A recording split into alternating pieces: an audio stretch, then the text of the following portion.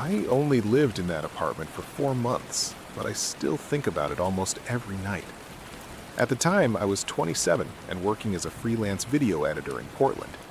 Most of my work happened remotely, which meant I spent long hours alone in my apartment editing footage while rain hammered against the windows outside. The building itself was old, but cheap, exactly what I needed back then. It had 4 floors, creaky wooden hallways, and that constant smell of dust and wet carpet older apartment buildings always seem to have. The landlord told me the place used to be a hotel sometime in the 1950s, before being converted into apartments decades later. Honestly, I liked the atmosphere at first. It felt quiet, isolated, comfortable in a strange way. My apartment sat on the ground floor, near the back of the building. The first few weeks were completely normal, except for one thing. Every night around 1 a.m., I'd hear noises beneath my floor. Not pipes, not rats, actual movement. Slow footsteps, doors opening and closing. Sometimes I even heard muffled conversations directly underneath my living room. At first, I assumed another apartment sat below me, but when I checked the building layout near the lobby one afternoon, I realized my apartment was supposed to be directly above the basement storage area. There shouldn't have been anyone living under me. The sounds continued almost every night after that. Some nights I'd hear furniture scraping across the floor below me. Other nights, footsteps pacing back and forth for hours. Once, around 2 in the morning, I distinctly heard a baby crying somewhere beneath my bedroom floor. It sounded distant, but real enough that I actually got out of bed to check the hallway. Nothing. The entire building stayed silent except for rain outside. Eventually, curiosity got the better of me. One night, after hearing the noises again, I grabbed a flashlight and went downstairs to the basement. The basement entrance sat beside the boiler room near the rear stairwell. The moment I opened the door, cold, damp air hit me immediately. The basement looked exactly how you'd expect. Low concrete ceilings, exposed pipes, old storage cages filled with junk tenants forgot years ago. Dim lights buzzed overhead while water dripped steadily somewhere deeper underground. At first, everything seemed normal. Then, I noticed the hallway. Near the back wall, partly hidden behind stacks of broken furniture, sat a narrow staircase leading farther downward. That made no sense. According to the building layout, the basement was the lowest level, but the staircase definitely continued beneath it into darkness.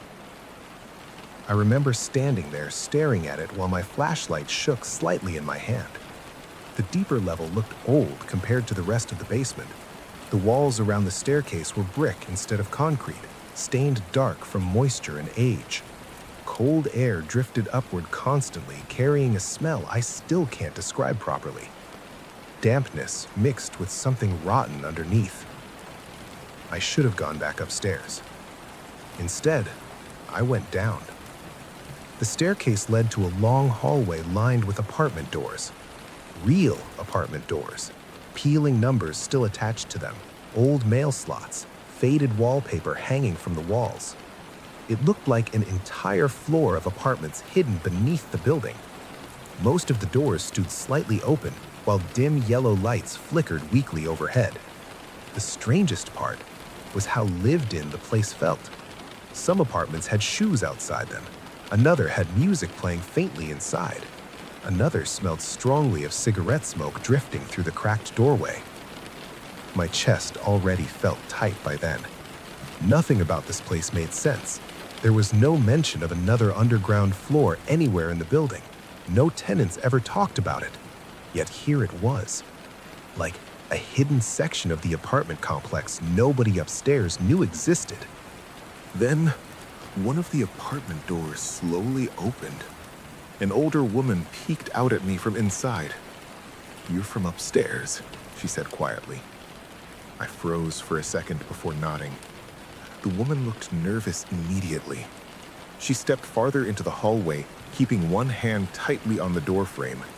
Her skin looked pale beneath the flickering lights, and dark circles hung under her eyes like she hadn't slept properly in weeks. "You shouldn't be here after midnight," she whispered. Before I could ask what she meant, a loud metallic bang echoed somewhere farther down the hallway. Every apartment door around me immediately slammed shut at once. The woman's expression changed instantly from nervous to terrified. "Go," she said quickly. "Now." The hallway lights flickered violently overhead.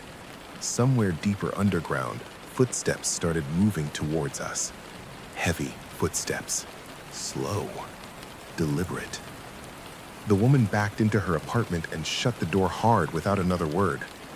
I stood frozen in the hallway listening while the footsteps grew louder, closer. Then I noticed something else. Every apartment peephole along the hallway suddenly went dark at the same time. People were standing behind them, watching me. The footsteps finally stopped near the far end of the corridor. A tall figure stood there beneath the flickering lights. At first, I thought it was the building superintendent because it wore old maintenance overalls covered in stains. But the proportions looked wrong. Too tall. Arms hanging too low beside its body. And despite the distance, I could tell it was smiling. Then, every apartment door slowly creaked open a few inches. And from inside the dark apartments, dozens of faces stared out at me silently. None of them looked fully human anymore. I ran immediately. The footsteps behind me suddenly sped up while apartment doors slammed violently throughout the underground hallway. I sprinted back up the staircase, nearly falling twice before bursting into the main basement level above. The moment I slammed the basement door shut behind me, the noises stopped completely. No footsteps. No voices. Nothing. The next morning, I asked the landlord about the lower apartments. He stared at me in confusion before saying something that still makes my stomach drop when I think about it. "There used to be another basement level," he said, "but it flooded during a storm in 1978. Then he paused. "Everyone down there drowned." I moved out 3 days later. A month after leaving, I searched online for old photos of the building before the flood. Eventually, I found one newspaper article showing the original underground apartments. The image was blurry, but I recognized the hallway immediately. And standing near the back of the photo was the old woman who warned me. The article said she died there over 40 years ago.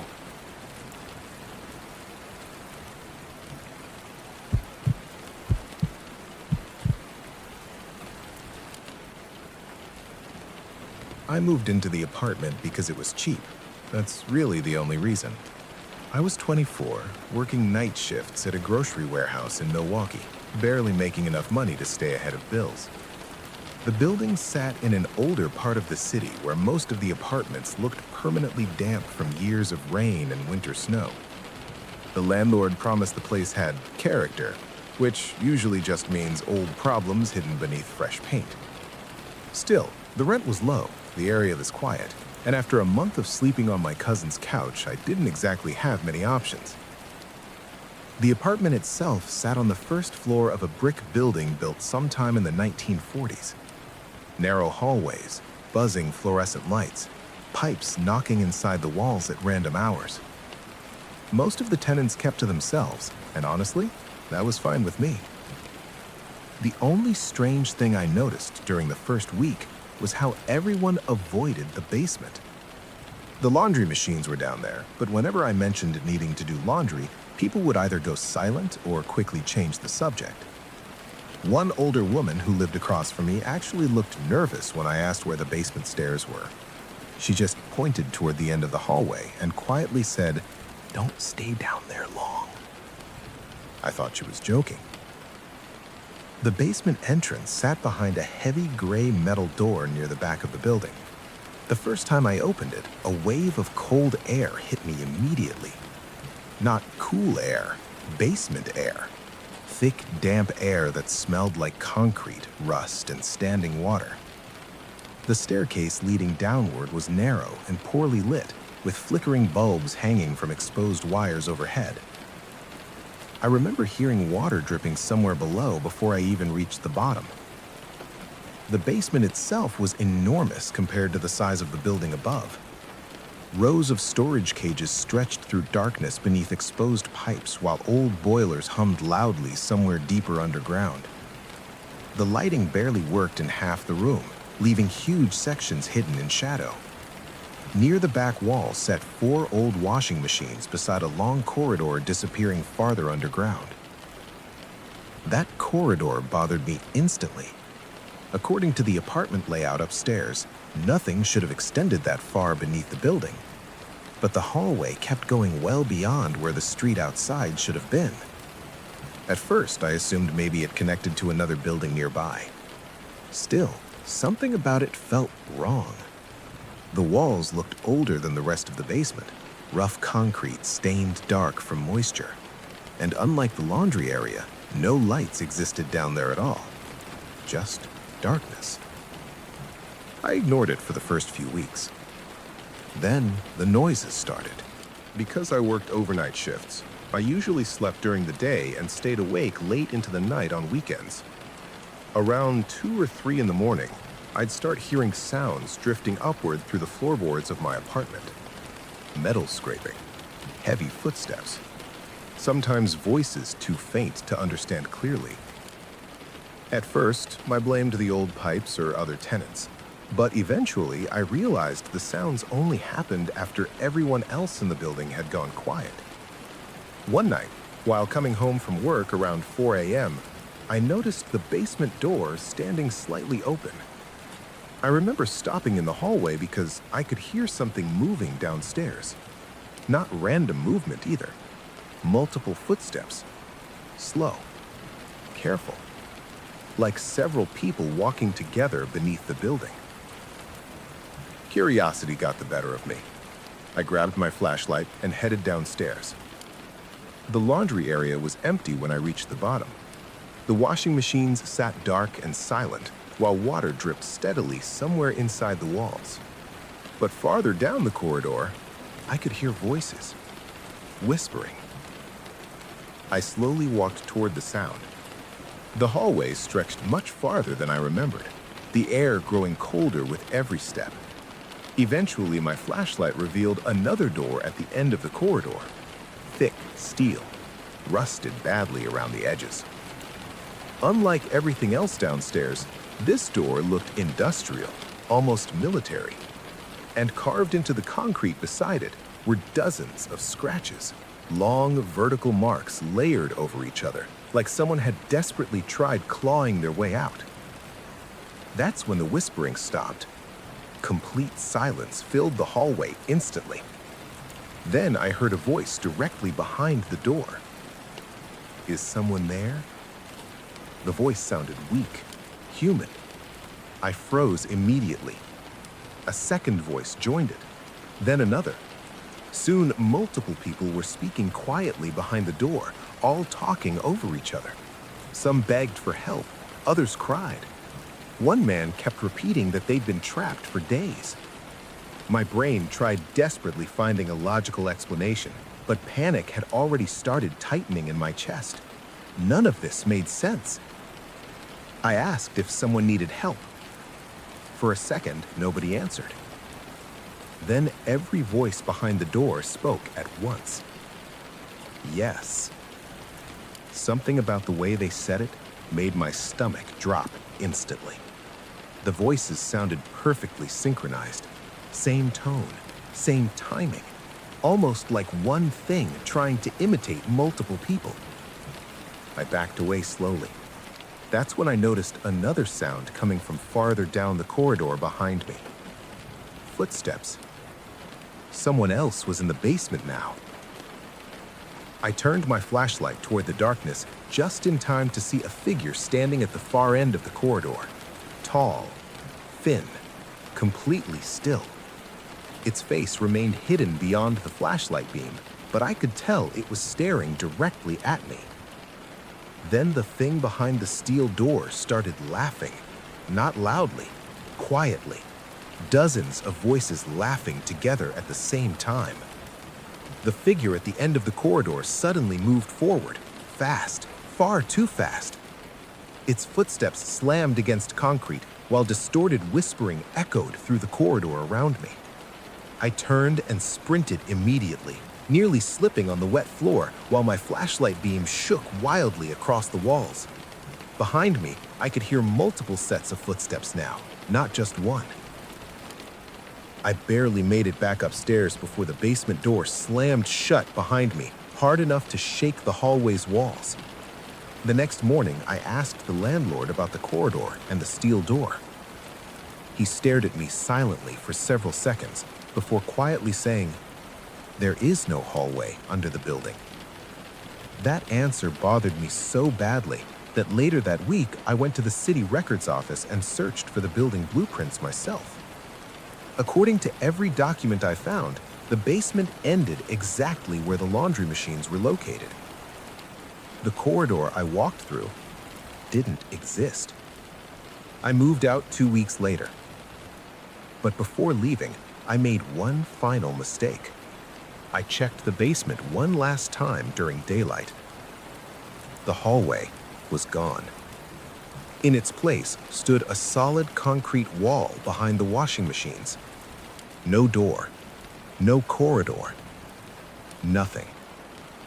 Except for one thing. Written across the concrete in fresh, wet scratches was my full name.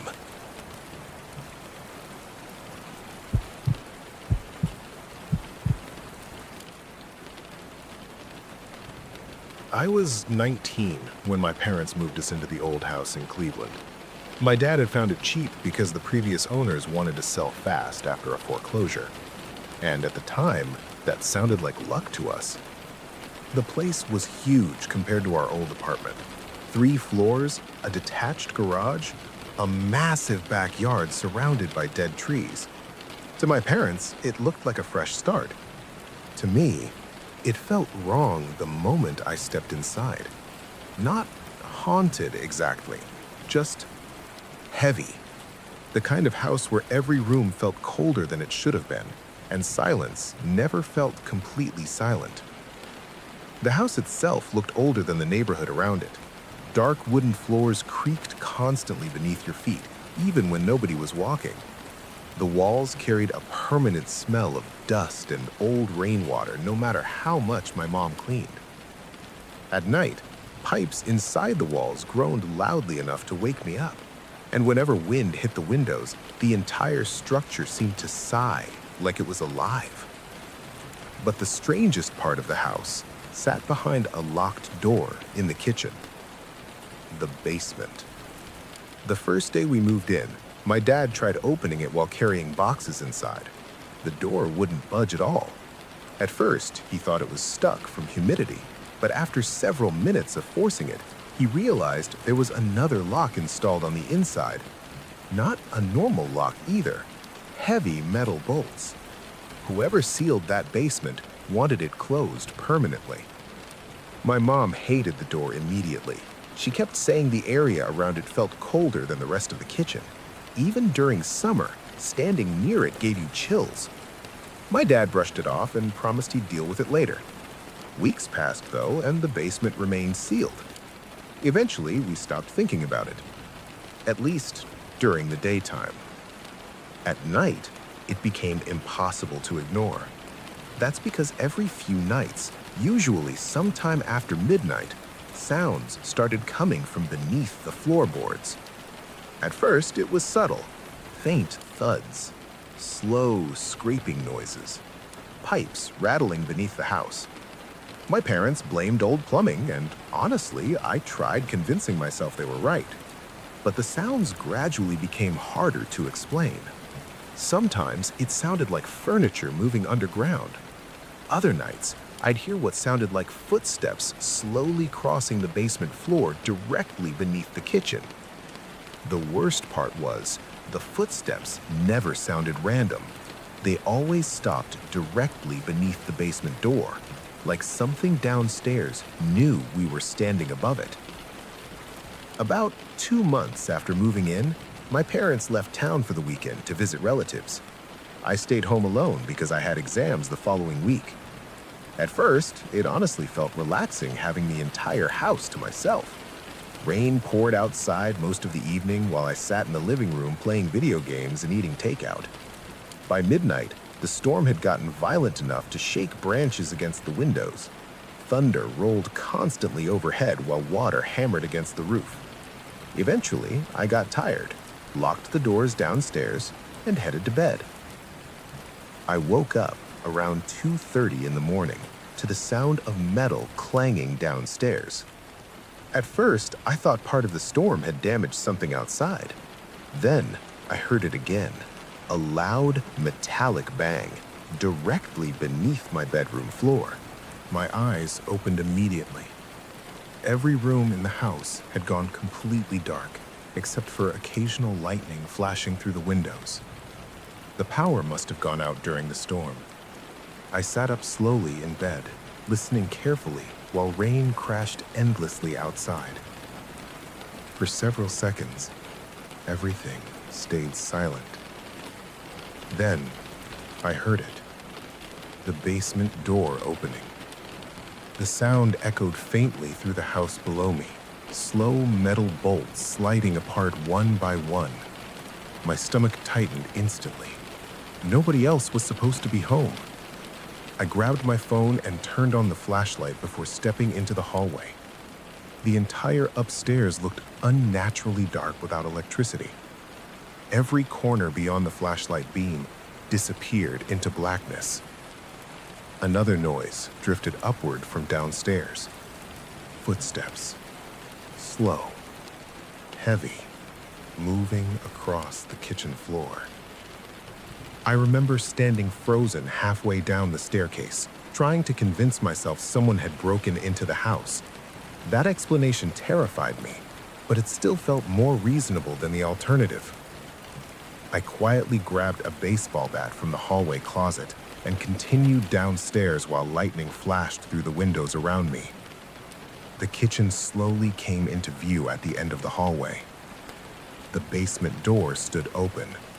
Cold air drifted upward from the darkness below, and muddy footprints covered the kitchen floor, not entering the basement, leaving it. I stared at the footprints for several seconds while thunder shook the windows around me. They looked human, mostly. Bare feet, long toes. Water and mud smeared across the tile leading from the basement toward the hallway. My breathing had already become shaky by then, but something about those footprints made panic crawl straight into my chest. Because they didn't stop in the kitchen. They continued through the house, toward the staircase leading upstairs, toward my bedroom. A loud creak echoed somewhere above me. I looked up immediately toward the dark second floor.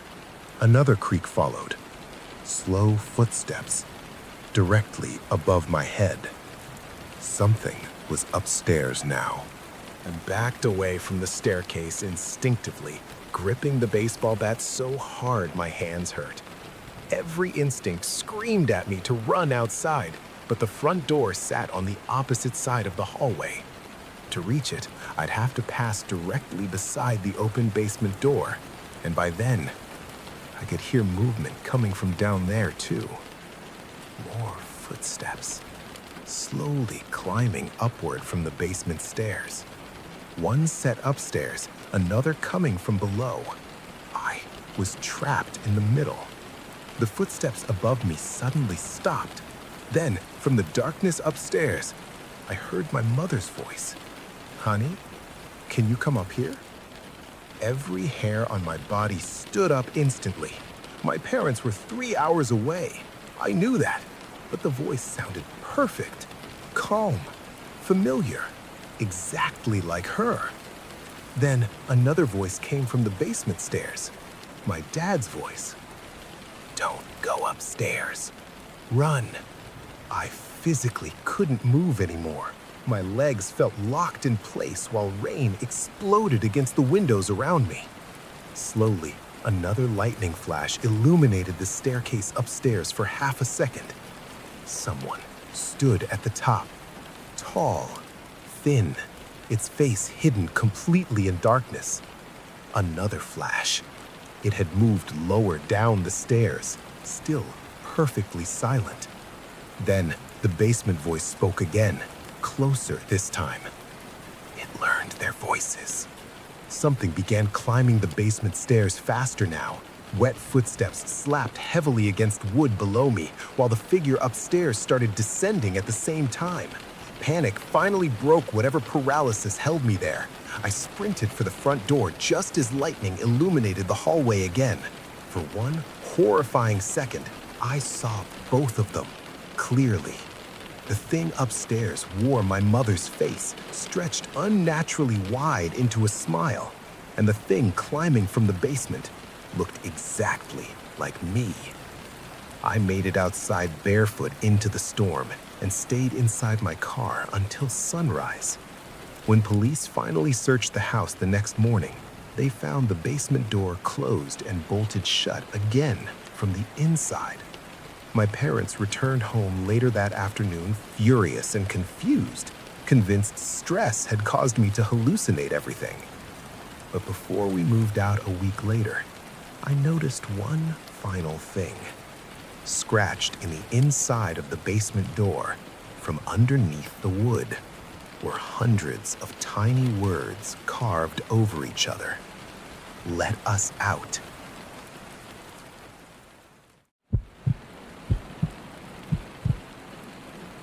The rain started just after sunset, soft at first, like fingers tapping gently on the windows.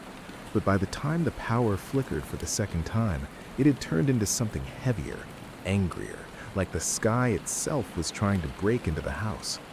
You had decided to stay home alone that night. Your parents were out of town, your phone battery was barely holding on, and the silence between thunderclaps felt too deep, too unnatural. At first, it was peaceful, the kind of quiet that lets you hear your own breathing. But then you noticed something strange, the sound of footsteps upstairs. Slow, careful, not loud enough to be obvious, but just enough to make your chest tighten. You froze on the couch, remote still in your hand. The TV screen flickered, casting pale blue light across the living room. The footsteps stopped the moment you listened too closely. You told yourself it was the house settling. Old wood, rain, wind. That's what people always say. But then, it started again. One step. Pause. Another step. As if someone was walking barefoot across the hallway above you. You grabbed your phone and turned on the flashlight, pointing it toward the staircase. The beam trembled slightly, not because of the phone, but because your hand wouldn't stop shaking. You called out, your voice quieter than you expected. Hello? Nothing. Just rain. And then, tap. Not upstairs. Right behind you. You spun around, the flashlight cutting through the darkness, illuminating the glass back door. Rainwater streamed down it in thick lines, distorting the outside world. But through that distortion, you could see something, or someone, standing just beyond the glass. A shape, tall, still, watching. Your breath caught in your throat, the light flickered again. For half a second, everything went dark. And when the light came back, the figure was gone. You rushed to the door, heart pounding, pressing your face close to the cold glass. Nothing, just the backyard, soaked and empty. No footprints, no movement, no sign that anyone had ever been there. Then your phone rang. The sudden sound made you jump so hard you almost dropped it. The screen lit up with an unknown number. For a moment you hesitated, then you answered. Hello? At first, there was only static, then a voice, low, distorted, whispering. Don't look upstairs. The call ended. Your stomach dropped. Slowly, against every instinct screaming at you to run, you turned your head toward the staircase. The darkness above seemed thicker now, heavier, like it was alive. And then you heard it again. Footsteps. But this time, they weren't upstairs. They were coming down. Step. Step. Step. You backed away, Your flashlight beam locked onto the staircase. The sound was unmistakable now. Something was descending slowly, deliberately, as if it knew you were watching, as if it wanted you to watch. Halfway down, the steps stopped. Silence swallowed the house. Even the rain seemed distant now. Then your phone buzzed again. Same number. You answered without thinking. Why did you look? The voice was closer this time, clearer, not coming from the phone, from behind you. You turned too slowly, and the flashlight flickered one last time before going out completely. The next morning, the neighbors said the storm had knocked out power across the entire street. They said they heard nothing unusual, no screams, no calls for help. But when your parents returned, they found the house exactly as you left it, except for one thing. At the bottom of the staircase, there were wet footprints leading up.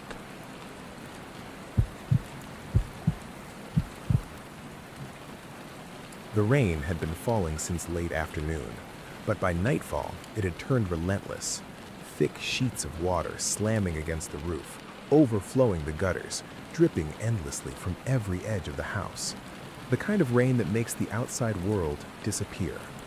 No cars, no people, no distant lights, just darkness and sound.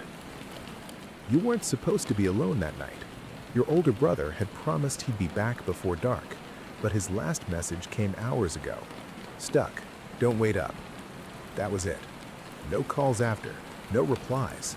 Eventually, your phone lost signal entirely, leaving you with nothing but a dim battery icon and the quiet glow of your screen.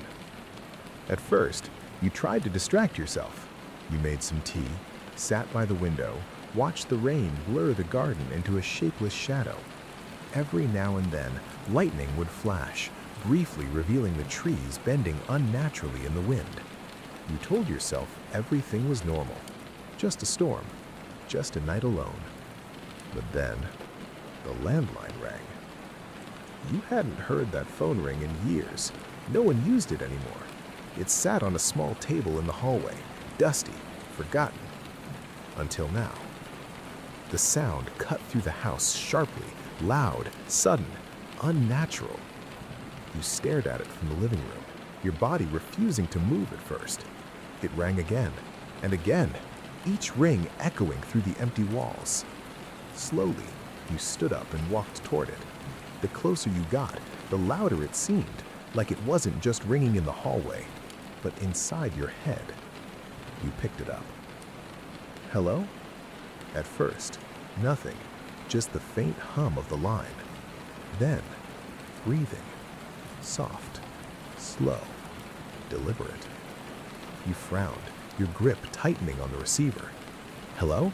Who is this? A pause. Then, a voice. Your voice. Why didn't you lock the back door? Your heart skipped. What? Where are you? You said you were... The line crackled violently. The voice cut out mid-sentence. Silence returned. You pulled the phone away slowly, staring at it. That didn't make sense. He couldn't have called from the landline. He wasn't even home. Were you sure you locked the back door? You turned toward the kitchen. The hallway felt longer now, darker than before. The lights flickered faintly, reacting to the storm. Every step you took seemed louder than it should. When you reached the kitchen, you stopped. The back door was slightly open. Not wide, just enough for the wind to push it back and forth, creating a soft creaking sound. You felt a cold rush of air against your skin.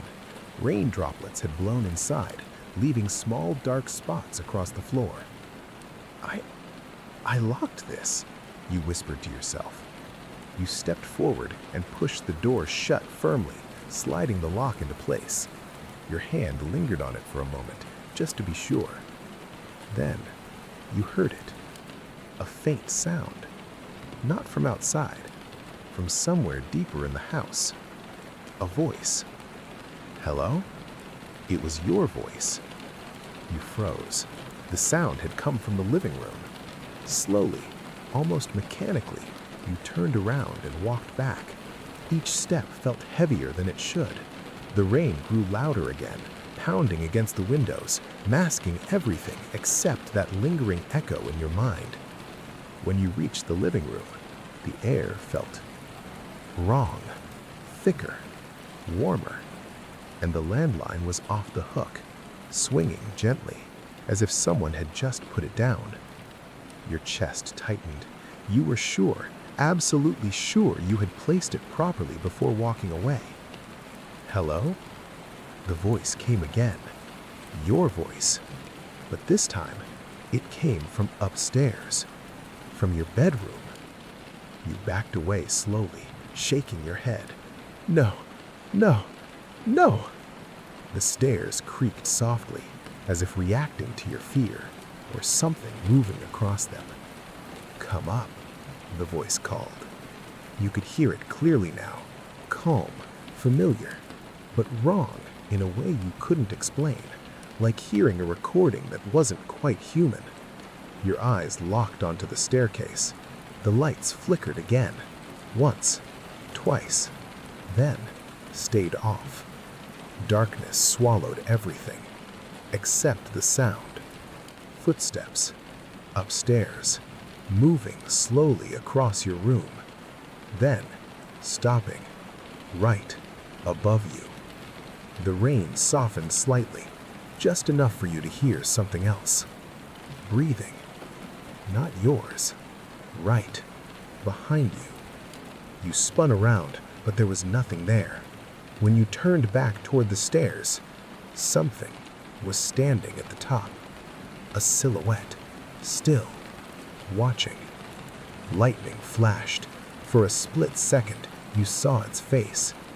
It was you, smiling, but the smile stretched too wide, too far, as if it didn't understand how human expressions worked. Come up, it whispered again.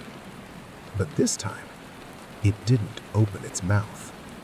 The next morning, when your brother finally returned, the storm had already passed. The house was quiet again, still, normal. He called your name, expecting you to answer, but you didn't. Instead, he found the landline receiver hanging loosely, swaying slightly, as if disturbed just moments ago. And from upstairs, he heard your voice. Hello?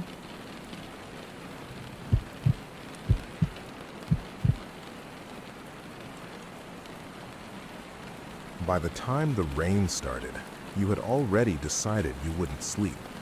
Not because you were scared, at least that's what you told yourself, but because the house felt different that night. Not empty, not quiet, just occupied in a way you couldn't explain. It had been a long day. Power cuts, weak signal, endless gray clouds stretching across the sky. By evening, everything outside had faded into a dull blur. When the first drops of rain hit the roof, it almost felt comforting, predictable, familiar. You locked every door before sunset, checked every window twice, even laughed at yourself while doing it. Why am I acting like this? You muttered. Because deep down, you already knew something wasn't right. The house was old, but not that old. Still, it had its sounds. Pipes clicking, wood settling, occasional creaks in the ceiling. You were used to those. You had grown up here. But that night, the sounds didn't follow their usual patterns. At around 9 p.m., while you were sitting in your room scrolling through your phone, you heard something fall in the kitchen. Not loud, just a soft, dull thud, like something small slipping off a counter. You froze for a second, listening. Nothing followed. No big deal, you whispered, forcing yourself to relax. Probably just a cup or something.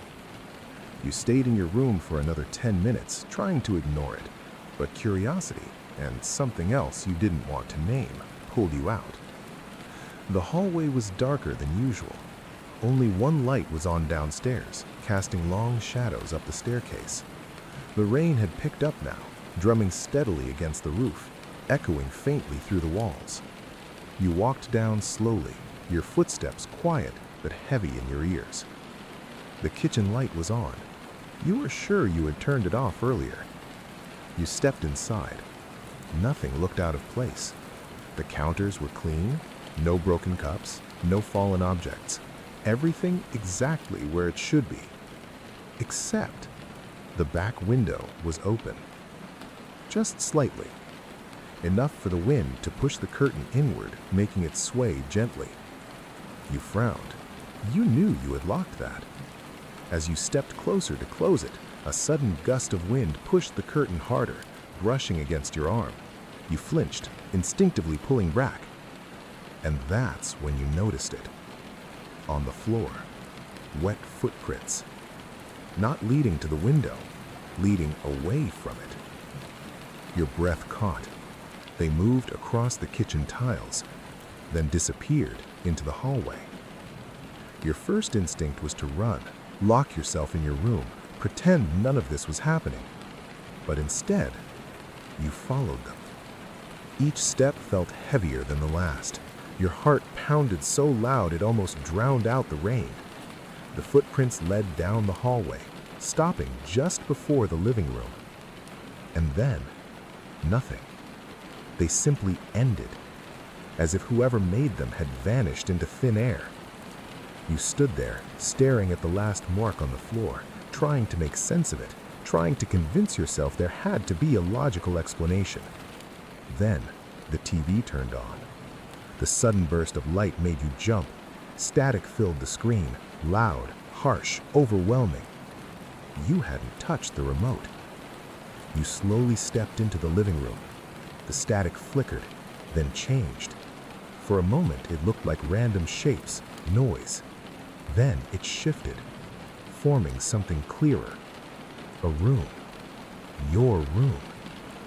The angle was wrong, too high, as if the camera was in the corner of the ceiling. Your stomach dropped. You stared at the screen, unable to move. The image showed your bedroom exactly as you had left it. The bed, the chair, the dim light still on. And then, movement. Something stepped into the frame, slowly, carefully. It was you, or at least it looked like you. Same clothes, same face, same posture. But something about it felt off. The way it moved, too smooth, too controlled, like it was copying what a human should look like. On the screen, the figure walked to your bed and sat down, then turned its head and looked directly at the camera, at you. The TV crackled loudly, the image distorted. Then the figure spoke. "You shouldn't have come down." The voice didn't come from the TV. It came from behind you.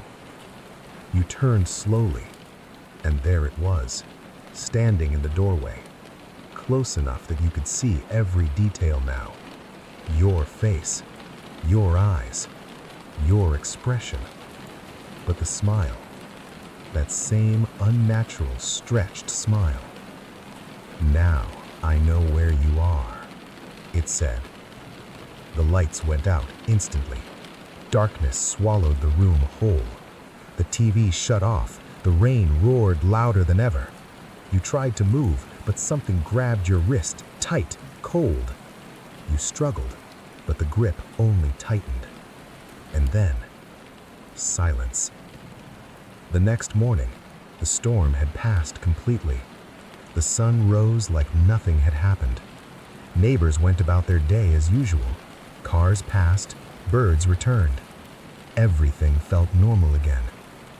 Until someone noticed your front door slightly open. When they stepped inside, the house looked untouched. No signs of forced entry, no broken windows, no mess. Just quiet. Too quiet. And in the living room, the TV was on, showing a live feed of the empty house from the corner of the ceiling. At the time this happened, I was 29 years old, living alone in a small apartment just outside of Portland. I worked as a night shift sound engineer at a local recording studio, which meant my life ran opposite to almost everyone else's. I usually started work when people were finishing dinner and drove home when most of the city was asleep. I didn't mind it. In fact, I loved the quiet. There was something peaceful about empty highways, neon signs reflecting off wet asphalt, and the soft hum of my car engine filling the silence. My car was a dark blue 2014 Ford Fusion. Nothing flashy, but I'd owned it for years. I knew every sound it made, every vibration, every little quirk. I trusted that car more than I trusted most people. That's why what happened that October night still doesn't make any sense to me. It was a Friday, sometime in late fall, and the weather had turned ugly fast. By the time I left the studio, the rain was coming down hard enough to blur the parking lot lights into giant glowing halos.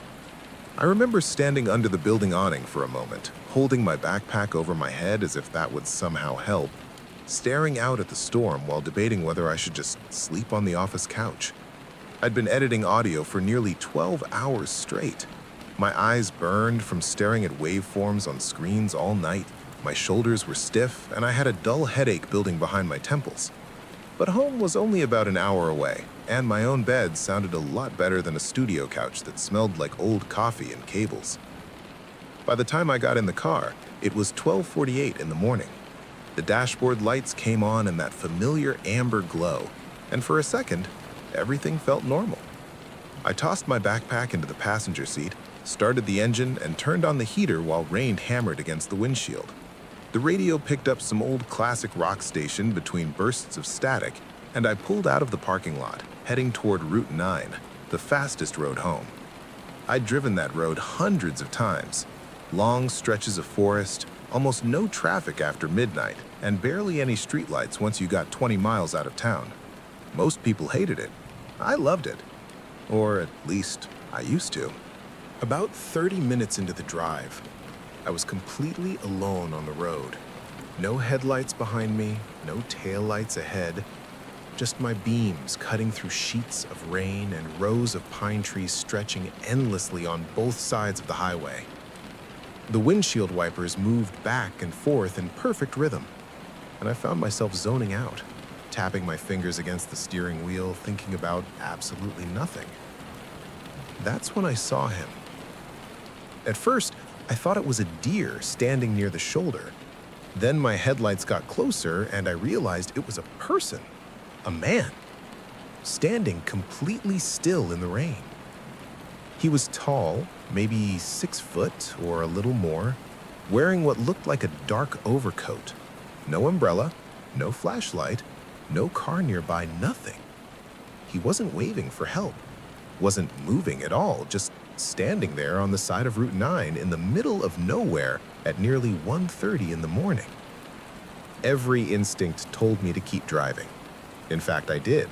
I passed him without slowing down, gripping the steering wheel tighter as his figure disappeared into my rearview mirror. I remember laughing nervously to myself, telling myself it was probably just some drunk guy or someone whose car broke down nearby. But after about 50 yards, guilt started creeping in.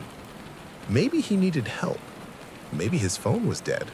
Maybe if I kept driving and something happened to him, I'd think about it forever.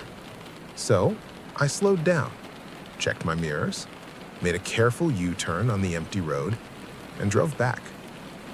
When I reached him again, I rolled down the passenger window halfway. Cold rain immediately sprayed into the car. The man slowly turned his head toward me, and even in the darkness, something about his face looked wrong. Not deformed, not injured, just pale. Too pale, like someone who hadn't seen sunlight in years. I forced a smile and asked if he needed a ride. He didn't answer right away. He just stared at me for several seconds before nodding once and walking toward the car. His movements were slow, almost mechanical, like every step was something he had to consciously think about. When he opened the back door and got in, I instantly felt the temperature inside the car drop. I'm not exaggerating. The windows fogged from the inside so fast I thought my heater had broken. I glanced in the rearview mirror and caught a quick look at him sitting directly behind me. His clothes were soaked, but strangely, the seat beneath him stayed completely dry. No water, no mud, nothing. Just him, sitting perfectly still, hands folded in his lap, staring straight ahead. I tried making small talk, asked where he was headed, asked if his car had broken down, asked if he lived nearby. Every question was met with silence. The only sound in the car was the rain, the engine, and my own increasingly nervous breathing. After a few minutes, I gave up trying. I just kept driving, watching him in the mirror every few seconds. And every single time I looked, he was already looking back at me. Then I checked the dashboard clock. 1:33 a.m. I looked away for maybe 2 seconds. Looked back. Still 1:33. 10 minutes passed, maybe 15. Still 1:33. That's when I realized something even worse. I'd been driving straight for miles, but the same gas station sign kept appearing on the right side of the road. Same broken neon light, same faded sign, same empty parking lot. Over and over. And then, for the first time, the man in my back seat finally spoke. In a voice so quiet I almost thought I imagined it, he leaned forward slightly and whispered, "I died here in 1987. And when I looked into the rearview mirror, the back seat was empty. But the rear door was slowly swinging open at 70 miles an hour.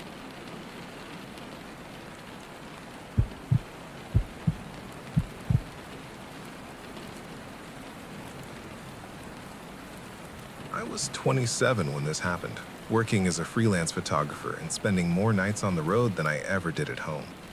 Most of my jobs involved driving between small towns across the Midwest, shooting real estate, local businesses, sometimes weddings if the money was good enough. I drove so much that my car felt more like home than my apartment did. I knew every shortcut, every back road, every gas station worth stopping at, and every stretch of highway where you'd lose phone signal for miles. Drive midnight never bothered me. If anything, I preferred it. Less traffic, less noise. Just me, the road, and whatever music happened to be playing through the speakers. That's why, when I started that drive through rural Kansas on a cold November night, I wasn't nervous at all. Looking back, I really wish I had been. I'd just finished a 3-day shoot in a tiny farming town about 2 hours outside of Wichita. I was exhausted, running on bad coffee and maybe 4 hours of sleep spread across 2 days. But I wanted my own bed more than anything. It was a little after midnight when I packed my camera gear into the trunk, climbed into my SUV, and started the drive home. The temperature had dropped hard after sunset. Frost covered the edges of the windshield, and every breath I took inside the car fogged the glass for a second before the heater cleared it away. There wasn't any rain that night, just a low blanket of fog rolling across the fields, thick enough to swallow entire roads. For the first hour, everything felt normal. The GPS sat mounted on my dashboard, giving calm turn-by-turn directions while old rock songs played quietly through the speakers. My headlights cut through endless stretches of farmland, illuminating fence posts, road signs, and empty fields disappearing into darkness. Every now and then, I'd pass an old barn or a farmhouse with a single porch light glowing in the distance. But for the most part, I was completely alone. No traffic, no gas stations, no houses. Just black fields stretching endlessly under a moon I couldn't even see through the fog. At around 1:14 in the morning, my GPS suddenly recalculated. I didn't think much of it at first. Sometimes it rerouted around construction or road closures. I glanced down and noticed it was taking me off the highway onto a smaller 2-lane road I'd never driven before. The map showed it reconnecting with the main route about 20 miles ahead, so I followed it without thinking. The road narrowed almost immediately. The center lines disappeared, replaced by cracked pavement and overgrown grass creeping onto both shoulders. Tall trees started closing in from both sides, their branches stretching overhead until they almost formed a tunnel. My radio began filling with static. Then silence. I checked my phone. No signal. Not unusual out there, but still, something about it made me uneasy. I rolled my shoulders, turned the heater up a little higher, and kept driving. The fog got thicker the farther I went, so thick that my headlights barely reached 20 feet in front of the car. It felt like driving through clouds. The world outside my windshield had become nothing but white mist and shadows.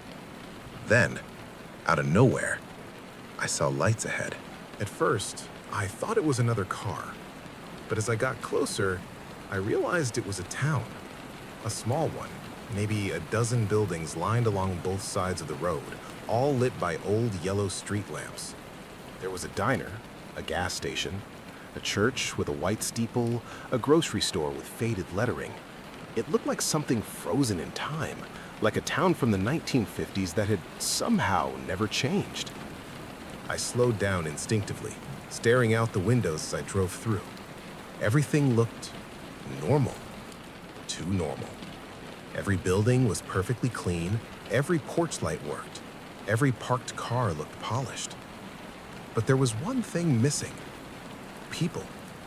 There wasn't a single person anywhere. No cars moving, no lights turning on inside houses, nothing.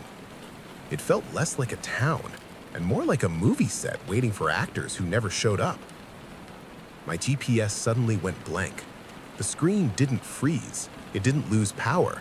The map simply disappeared, replaced by a black screen. My radio stayed silent. My phone still had no signal.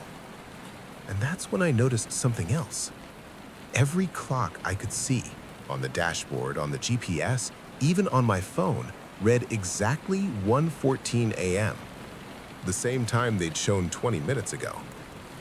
My hands tightened around the steering wheel. I drove faster, eager to get through whatever weird little town this was. But after passing the diner, I passed it again. Same sign, same parked pickup truck, same flickering street lamp. I frowned, convinced I'd somehow turned around without realizing it. But the road never curved. I was driving straight. I knew I was driving straight. I passed the church again, then the grocery store, then the diner. Again and again. My breathing started getting heavier with every lap. I checked my mirrors constantly, half expecting to see another car behind me, but the road stayed empty. The fog outside the town limits never got closer. It was like the road simply refused to let me leave. Then I looked toward the sidewalk beside the diner, and my stomach dropped. There was someone standing there now. An old woman. She hadn't been there before, I was sure of it. She stood completely still under the street lamp, wearing a long gray coat that hung almost to the ground. Her face was hidden beneath the shadow of a wide-brimmed hat, but I could feel her watching me as I drove past. And then, she smiled. Not waved, not nodded, just smiled, and raised one finger, pointing toward the passenger seat beside me. My blood turned cold, because I wasn't alone anymore. Something was sitting next to me. And whatever it was, it had been there long enough for the seatbelt light to turn off.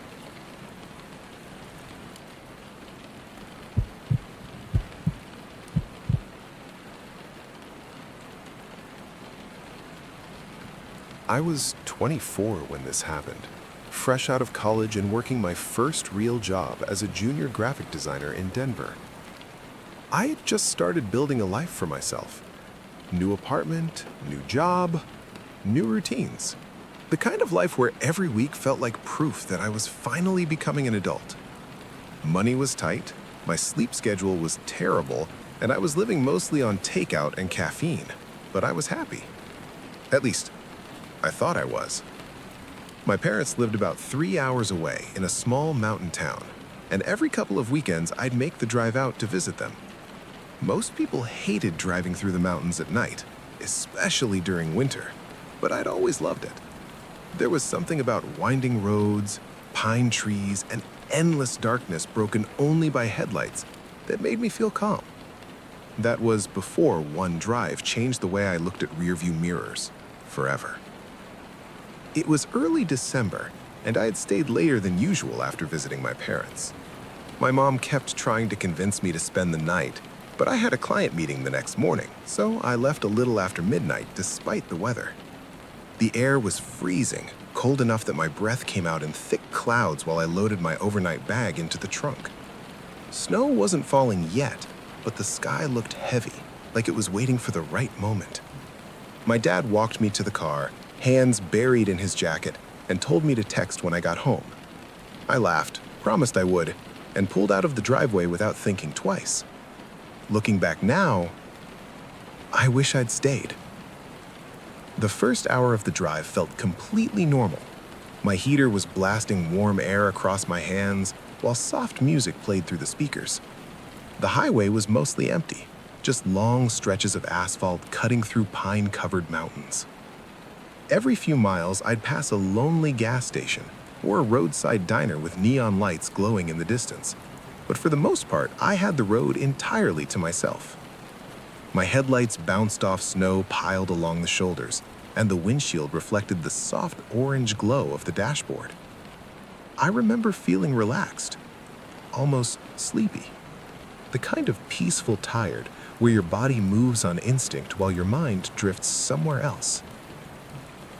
At around 1:40 in the morning, I noticed headlights in my rearview mirror. That alone wasn't unusual. What caught my attention was how far back they were. Tiny, barely visible, just two little white dots weaving gently through the darkness behind me. I glanced at them once, then focused back on the road. A few minutes later, I checked again. They were closer now. Still not strange. Mountain roads can make distances feel weird at night. I turned my music down slightly, stretched my shoulders, and kept driving. 10 minutes passed, then 15. Every time I looked in the mirror, those headlights were still there, at exactly the same distance. Never getting closer, never falling farther behind. Just there, watching, following. I told myself I was imagining things. I was tired, overthinking. Maybe we were both driving the same speed. That happens all the time. So I tested it. I pressed the gas a little harder, taking my speed from 60 to 75. My engine responded instantly, the trees outside blurring faster as I moved through the mountain curves. I checked the mirror again. Same distance. I slowed down to 50, checked again. Same distance. That's when the first wave of real fear hit me. Not panic, not yet. Just that heavy sinking feeling in your stomach when your brain notices something your logic can't explain. I tightened my grip on the wheel and kept watching the mirror every few seconds, hoping I'd finally see the headlights disappear around a curve or take an exit. But they didn't. They stayed exactly where they were, mile after mile after mile. Eventually, I reached a small roadside gas station that stayed open 24 hours for truck drivers. I decided I'd stop for coffee. Maybe wake myself up a little. Maybe let the other car pass. I pulled into the lot slowly, tires crunching over patches of old ice, and parked under the bright fluorescent lights. The gas station looked warm and welcoming after hours of dark mountain roads. I turned off the engine, leaned back in my seat, and watched the highway through the windshield. The headlights never passed. I sat there for almost 2 minutes, staring at the road, waiting to see the car go by. Nothing. No engine sounds, no taillights, no movement. Just empty road. My hands were shaking now.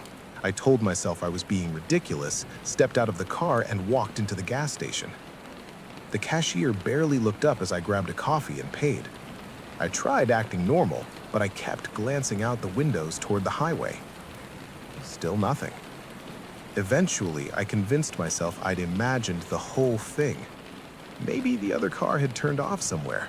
Maybe I was more tired than I realized. So I got back in the car and started driving again.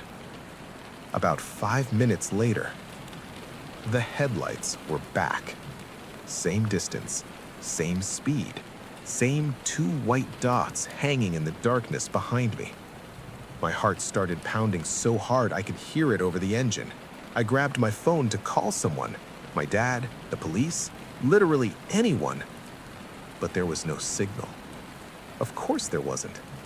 I drove faster. The road twisted through sharper mountain curves, snow beginning to fall lightly now, tiny flakes catching in my headlights like static. My breathing got heavier with every glance into the mirror. Then I rounded a sharp bend and saw something that made my blood turn to ice. My own car, driving toward me in the opposite lane. Same make, same model, same scratches on the hood, same bumper sticker my sister gave me in college, same cracked fog light I'd been too cheap to replace. And behind the wheel was me. Hands on the steering wheel, eyes locked forward, face pale in the dashboard glow. As the two cars passed each other, I looked directly into my own face, and it smiled. I slammed on the brakes so hard the car fishtailed across the icy road before coming to a stop. My chest felt tight. My hands were numb. I turned around instantly, expecting headlights, taillights, anything. There was nothing behind me. Nothing ahead of me. Just falling snow, empty road, and my own headlights reflecting off the trees. Then my phone suddenly buzzed. Full signal, one new text message. No number, no contact name, just 6 words. Don't look in your rear view mirror. And before I could stop myself, I looked.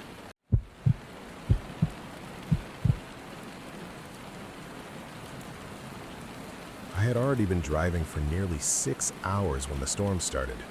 Not the normal kind of rain either.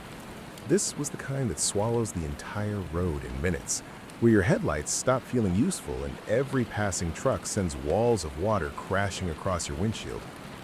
I was somewhere in rural Pennsylvania on my way back from a construction inspection job, exhausted enough that my eyes burned every time I blinked. I've been awake since 5 in the morning, surviving on gas station coffee and stale sandwiches, and all I wanted to do was get home, shower, and sleep for 12 straight hours. But sometime after midnight, the weather turned violent. Thunder rolled across the sky hard enough to shake my steering wheel, and rain hammered against the roof of my truck so loudly it drowned out the radio completely. The highway was nearly empty by then, just endless black roads stretching ahead of me, disappearing into sheets of rain. Every few miles I'd pass old trees bending under the wind, or abandoned buildings barely visible beyond the guardrails. There were no towns nearby, no open stores, not even another car most of the time. My GPS signal had started cutting in and out about 30 minutes earlier, and my phone kept bouncing between one bar and no service at all. I remember gripping the wheel tighter and leaning closer to the windshield, trying to focus through the storm while windshield wipers fought a losing battle in front of me.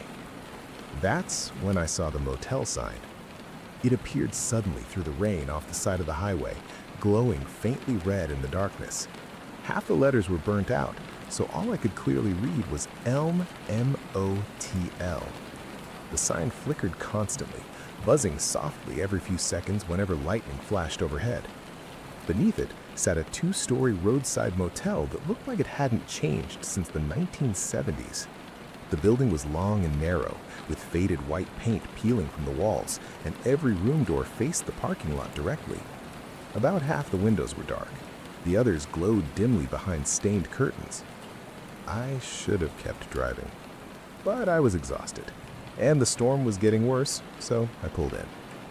The parking lot was almost empty except for an old pickup truck near the far end of the building and a dark sedan parked beside room 12. Rainwater rushed across cracked asphalt as I parked near the lobby. For a moment, I just sat there with the engine running, staring at the motel through the windshield while thunder rumbled overhead. Something about the place felt wrong immediately. Not dangerous exactly, just abandoned in a way that didn't make sense, like the building was still functioning long before it should have been empty. The lobby smelled like wet carpet and cigarette smoke the second I walked in. A small television behind the counter played an old black and white movie with the volume muted. The receptionist was an older woman wearing thick glasses and a gray sweater, sitting beneath a flickering fluorescent light while reading a paperback novel.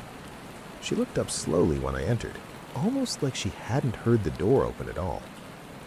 "You need a room?" she asked.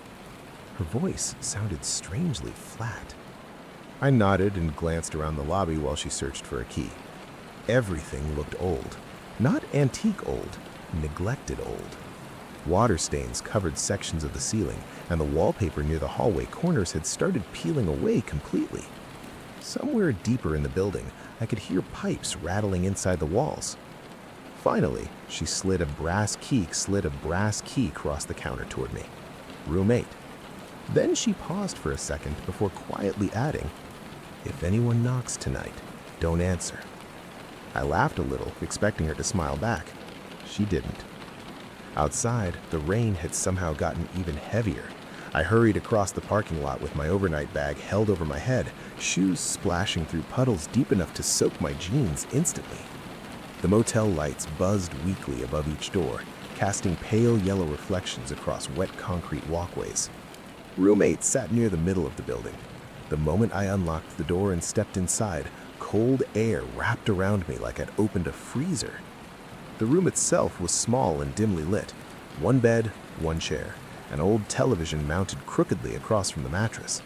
The wallpaper had faded unevenly over time, and the air smelled damp, like the room had spent years absorbing rainwater through the walls. I tossed my bag onto the chair and immediately noticed something strange. The window curtains were already open, and someone had placed the chair directly facing the window. Not the TV, not the bed, the window. I walked over slowly and looked outside. Across the highway, beyond rows of rain-soaked trees, stood another building. At first, I thought it was another motel, but the longer I stared at it, the stranger it looked. The structure was completely dark, except for a single lit window on the second floor. Yellow light spilled softly through the rain, and standing inside that window was a person, perfectly still, watching my room. Lightning flashed overhead, briefly illuminating the highway between us. The figure didn't move, didn't blink, didn't step away from the window. It just stood there in complete silence, while rain poured endlessly outside. I pulled the curtain shut immediately. By then it was almost 2 a.m. I changed clothes, checked my phone again, still barely any signal, and climbed into bed hoping exhaustion would overpower the growing feeling of unease sitting in my chest. The storm outside rattled the entire building. Pipes groaned inside the walls every few minutes. Somewhere nearby, I could hear water dripping steadily into metal. Then, sometime later, knocking woke me up. 3 slow knocks against the door. I opened my eyes immediately, disoriented for a second before remembering where I was. The room was dark, except for faint lightning flashing through gaps in the curtains. My phone screen showed 2:43 a.m. Another knock followed, slow, deliberate. I sat upright in bed, staring at the door while thunder rolled low outside. For a moment, I considered ignoring it completely. Then a man's voice spoke softly from the other side. "Hey, you need to leave." I frowned, but didn't answer. The voice continued. "She's looking at your window." Every hair on my arm stood up instantly. I climbed out of bed carefully and walked toward the curtains instead of the door. My heartbeat felt painfully loud now. Slowly, I pulled one side of the curtain back just enough to look outside. The building across the highway was completely dark now. No lit window, no figure, nothing. Then lightning flashed again, and for half a second, I saw someone standing directly outside my motel room window, smiling at me through the glass.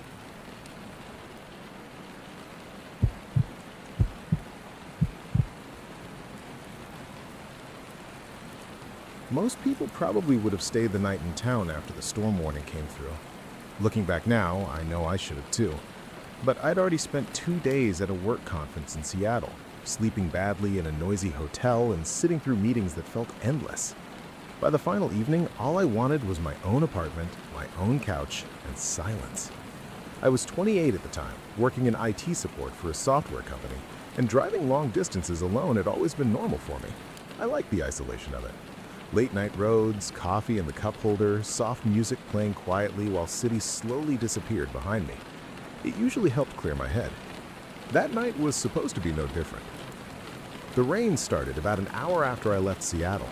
At first, it was light enough that I barely noticed it, just a thin layer of water streaking across the windshield beneath orange highway lights.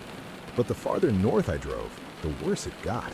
The clouds thickened until the entire sky looked black, and rain started crashing against the roof hard enough to shake the car.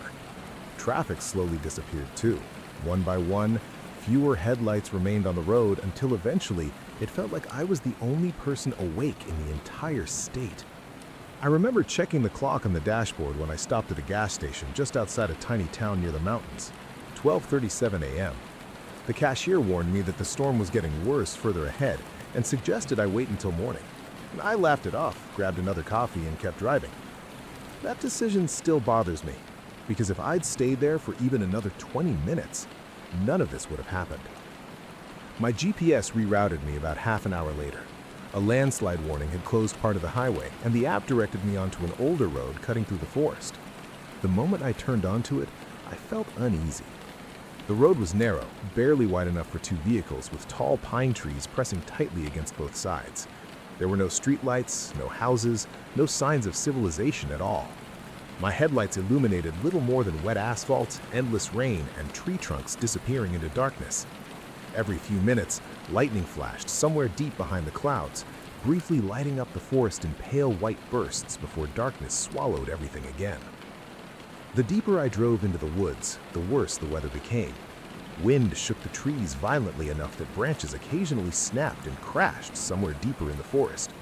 Water rushed along both sides of the road in muddy streams, and fog started gathering low between the trees. I turned the music completely off at some point, because it suddenly felt wrong hearing anything besides the storm. The inside of the car had become strangely tense and silent, filled only with windshield wipers scraping back and forth and the soft hum of the engine. Then I saw the man. He appeared suddenly in the headlights so fast that I almost hit him. 1 second the road was empty, and the next there he was standing near the shoulder, wearing a dark raincoat, soaked completely from head to toe. I slammed the brakes hard, tires skidding slightly on wet pavement before the car stopped a few feet away from him. My heart pounded violently while I stared through the windshield, trying to understand where he'd even come from. There were no nearby houses, no parked cars, nothing but miles of forest in every direction. The man slowly stepped closer to the passenger side window. He looked to be in his 40s maybe, though it was hard to tell beneath the rain and darkness. His face seemed unusually pale beneath the hood of the raincoat, and water dripped steadily from the sleeves onto the road below him. He knocked lightly on the glass. I hesitated before lowering the window slightly. Cold rain and freezing air immediately rushed into the car. "You can't stay on this road tonight," he said quietly. His voice sounded calm, almost too calm considering the storm around us. I asked if he needed help or a ride somewhere nearby. Instead of answering, he looked past me toward the back seat for a moment. His expression changed instantly. Not fear exactly, more like confusion. Then he looked back at me and said something that made my stomach tighten immediately. "You're already too late." Before I could respond, he stepped away from the car and disappeared into the darkness beside the road. Not walked away, disappeared. 1 second he was standing there beneath the headlights, and the next he was gone between the trees. I sat there frozen for several seconds before finally pulling forward again.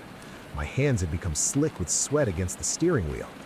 Every instinct told me to turn around, but the narrow road made it difficult, and honestly, I didn't want to stop moving out there. So I kept moving deeper into the forest as rain hammered endlessly around me. About 10 minutes later, I noticed something strange in the rearview mirror. The back seat looked darker than before. At first, I thought it was just shadows from the storm, but every time lightning flashed outside, I could see a shape sitting directly behind the passenger seat. My breathing became shallow instantly. I kept glancing between the road and the mirror, trying to convince myself it was just a pile of clothes or my backpack leaning at a weird angle. But deep down, I already knew it wasn't. Then, lightning flashed again, and for a split second, I saw a face. Pale, wet, smiling. The same man from the roadside, sitting silently in my back seat. I nearly lost control of the car. The tires slid across wet pavement as I jerked the steering wheel, my heart pounding so hard it physically hurt. I turned around fully for one terrifying second. The back seat was empty. I faced forward again just in time to see something standing in the middle of the road ahead. A woman, barefoot, wearing a soaked white dress that clung unnaturally to her skin while rain poured around her. Her head hung low, long dark hair covering most of her face. She wasn't moving, wasn't reacting to the headlights. She simply stood there in complete silence while fog curled around her legs. I slammed the brakes. The car stopped inches away from her. For several seconds, neither of us moved. Rain exploded against the hood while thunder rolled overhead. My chest felt frozen. I couldn't even breathe properly anymore. Then, slowly, the woman raised one hand and pointed toward my rearview mirror. I looked before I could stop myself, and sitting directly behind me was someone wearing my face, smiling.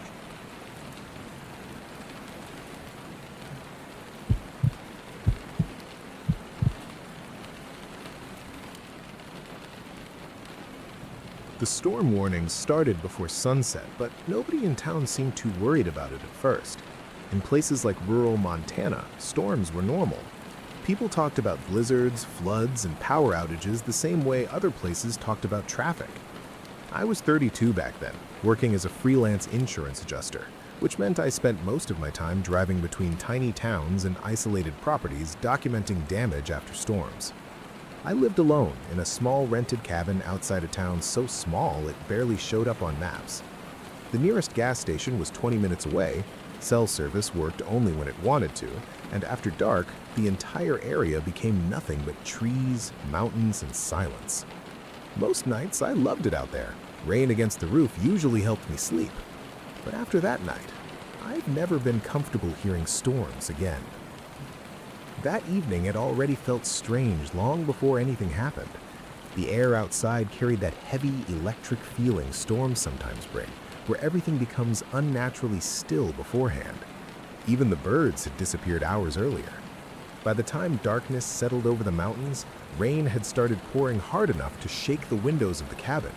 Wind slammed tree branches against the roof every few minutes while thunder rolled endlessly through the valley outside. The power flickered constantly, sometimes cutting out for several seconds before returning. I remember sitting alone at the kitchen table eating microwaved soup while listening to an old battery-powered weather radio crackle beside me. The radio was mostly background noise at first, static, forecast updates, flood warnings for nearby counties. Every few minutes, the robotic voice would interrupt with another severe weather alert. I barely paid attention. I was more focused on finishing paperwork before the power failed completely. Around 11 p.m., the lights flickered again and finally went out for good. The cabin instantly fell into darkness except for occasional lightning flashing through the windows. Rain hammered against the roof so violently it sounded like handfuls of gravel being thrown from the sky. I lit a few candles around the living room and tried calling the power company, but my phone showed no service. Not unusual during storms. I sighed, grabbed a blanket, and settled onto the couch while the weather radio continued mumbling forecasts through bursts of static. The cabin felt much smaller without electricity. Every room beyond the candlelight looked pitch black, and every sound inside the walls seemed louder than normal. Pipes creaked, floorboards shifted softly overhead, wind moaned through gaps near the windows. It felt less like a home and more like something temporary trying to survive the storm with me inside it. Around midnight, the weather radio changed. At first, I thought another emergency alert was starting. The static grew louder, followed by a long buzzing tone. Then, instead of the normal automated voice, I heard a man speaking softly through heavy interference. "If anyone can hear this, do not leave your house tonight." I frowned immediately. The voice sounded wrong for an emergency broadcast. Too natural, too nervous. I picked up the radio and adjusted the volume while static crackled around the words. "They're standing near the roads now. If someone knocks, don't let them inside." The transmission suddenly cut back to static. I stared at the radio for several seconds before laughing nervously to myself. Some local idiot was probably hijacking frequencies with a ham radio during the storm. I set it back down and tried ignoring the uneasy feeling crawling through my chest. But a few minutes later, the voice returned. "They look normal until they get close." Static hissed loudly between every few words. "Don't trust anyone who asks to come inside." Then silence again. By then, I wasn't laughing anymore. I muted the radio completely and stood up, suddenly aware of how isolated the cabin really was. Rain continued slamming against the windows while darkness swallowed everything beyond the glass. There were no nearby neighbors, no visible lights through the trees, nothing except endless forest disappearing into storm and fog. That's when someone knocked on the front door. 3 slow knocks, calm, patient. Every muscle in my body locked instantly as I stood frozen in the middle of the living room while thunder shook the cabin around me. Another knock followed several seconds later. I grabbed the flashlight from the kitchen counter and slowly approached the window beside the door. My heartbeat felt painfully loud now. Carefully, I angled the flashlight through the rain-covered glass. A woman stood outside on the porch. She looked to be maybe 30 years old, soaked completely from the storm. Long, dark hair clung to her face and shoulders, while water dripped steadily from her clothes onto the wooden porch beneath her feet. She wasn't moving, wasn't shivering. She simply stood there, staring towards the cabin with an expression that looked strangely empty. Then she smiled.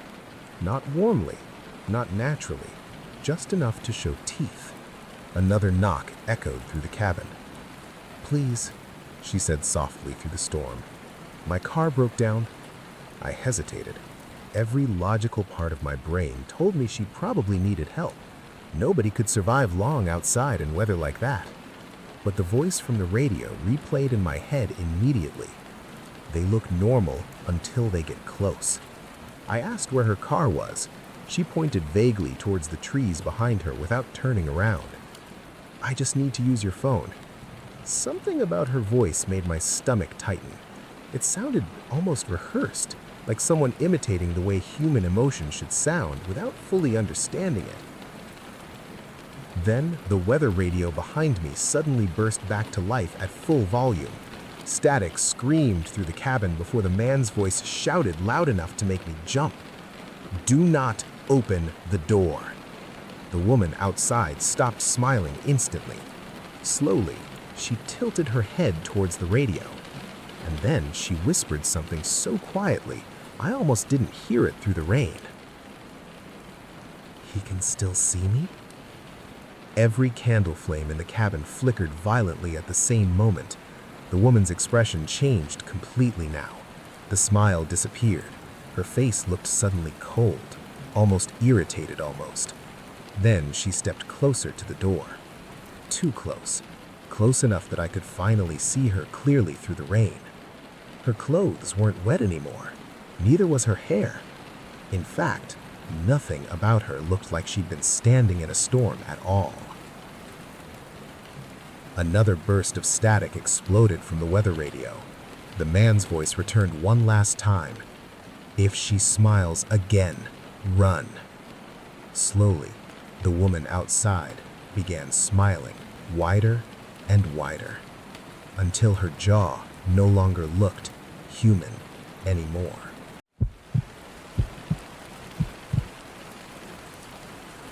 Nobody in our group believed the stories about Black Hollow Mine when we first heard them. That was probably our biggest mistake. At the time, I was 26 years old and running a small urban exploration channel with 3 friends from college. We weren't famous or anything close to it, but we had enough followers online that abandoned places had basically become our entire lives. Old hospitals, empty factories, underground bunkers, we were always searching for places people avoided. Places with history, places that looked frozen in time. Looking back now, I think we stopped caring whether somewhere was dangerous a long time before this happened. We only cared whether it looked interesting on camera. Black Hollow Mine sat deep in the mountains of West Virginia, several miles away from the nearest town.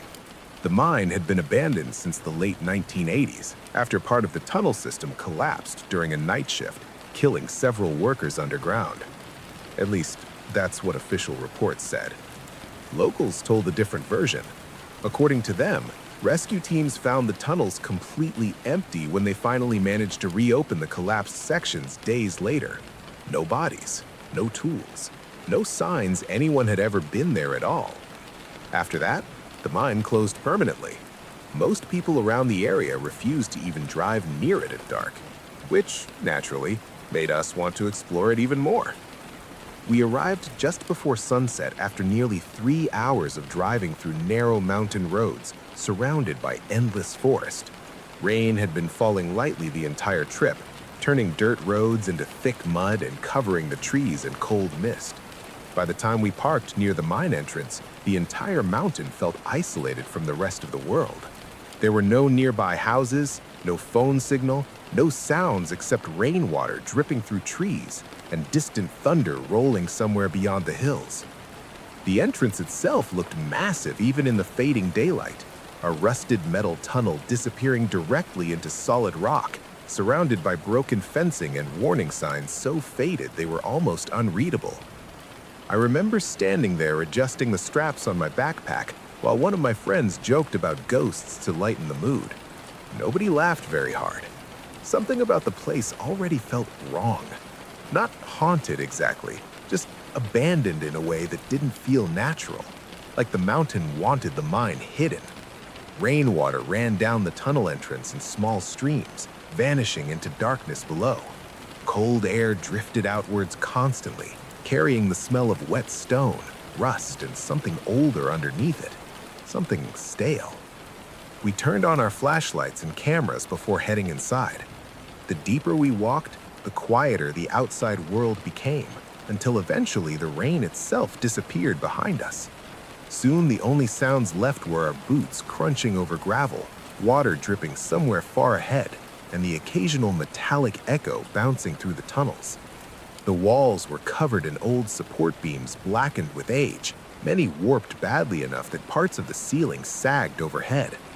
Every now and then we'd pass abandoned mining equipment half buried beneath dust and collapsed rock, rusted helmets, broken lanterns, old rail tracks disappearing deeper underground.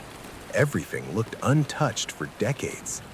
At first, it honestly felt exciting. We filmed everything, joking quietly while exploring side tunnels and recording the strange atmosphere. But after maybe 30 minutes underground, the layout stopped making sense. According to the old mine maps we downloaded earlier, there should only be 3 main tunnels branching from the central shaft, but we kept finding more. Narrow corridors twisting deeper into the mountain that didn't appear on any blueprint we had. Some were partially collapsed, others looked strangely untouched compared to the rest of the mine. One tunnel in particular stood out immediately. Unlike the others, this one had no rail tracks, no mining equipment, no support beams, just a narrow stone passage disappearing into darkness. Someone had painted symbols along the walls in faded white paint, circles, arrows, strange markings none of us recognized. The air coming from inside felt colder than the rest of the mine, too. Not cool underground air, freezing air, the kind that instantly crawls beneath your clothes. One of my friends wanted to turn back right there. I should have listened to him. Instead, curiosity won. We started following the tunnel deeper underground. The farther we walked, the stranger things became. The walls gradually changed from rough mining rock into smoother stone, almost like the tunnel hadn't been carved by machines at all. Water dripped steadily from the ceiling, echoing endlessly around us. At one point, our footsteps started sounding wrong, too, delayed, like something else was walking a few steps behind us. Every time we stopped moving, the extra footsteps stopped too. Nobody joked anymore after that. Eventually, the tunnel opened into a massive underground chamber. Our flashlight beams barely reached the ceiling. The space looked ancient compared to the mine above it. The walls were covered in more painted symbols, most faded beyond recognition.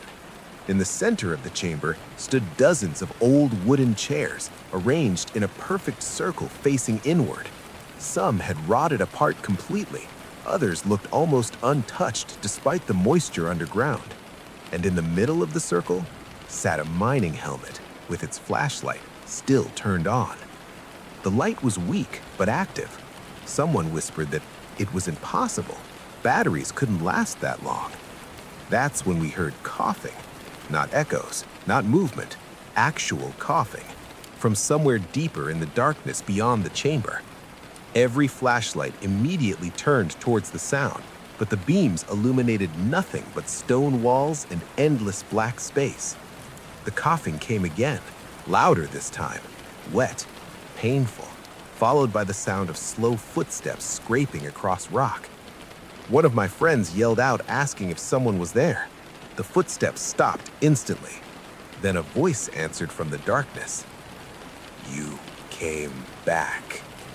My stomach dropped immediately because the voice sounded old. Not elderly old, decayed old, like someone speaking through lungs filled with water. Before anyone could react, every flashlight in the chamber flickered at the same time. For one horrifying second, the room went completely dark. During that second, I heard movement all around us, fast movement, like dozens of people suddenly rushing through the chamber at once. Then the lights returned. The chairs had moved. They were no longer facing inward. Now every chair faced us. And sitting in one of them was a miner. At least, that's what I thought at first. He wore an old mining uniform covered in dirt and black stains, with a rusted helmet shadowing most of his face. But the longer my flashlight stayed on him, the less human he looked. His skin appeared stretched tightly over bone, pale gray beneath layers of dust. One arm bent at an angle that didn't look possible.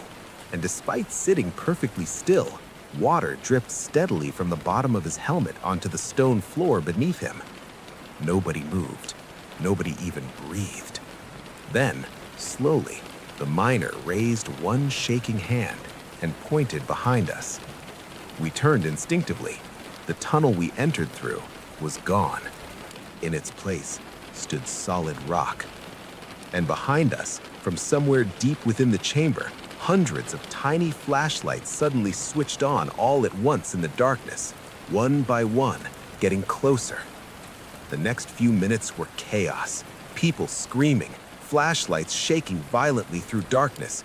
We ran without knowing where we were going, following random tunnels with echoes of footsteps chasing us underground. More than once, I heard voices calling our names from behind us in the exact voices of my friends, even when those friends were already beside me.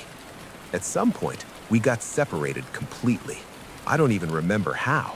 One second we were together, and the next, I was alone in tunnels that no longer matched any direction I recognized.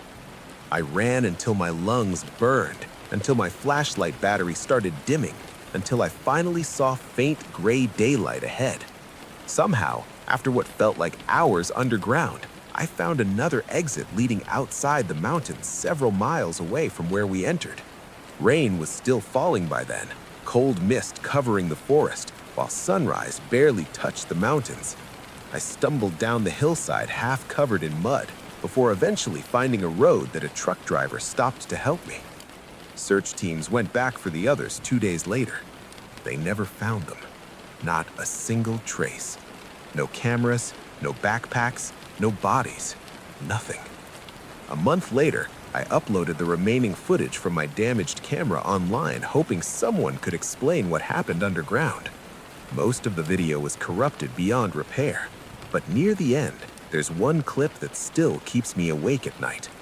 Right before my flashlight died during the escape, the camera briefly pointed behind me, and at the end of the tunnel stood my 3 friends, perfectly still, watching me leave, smiling, even though by that point, they were already missing.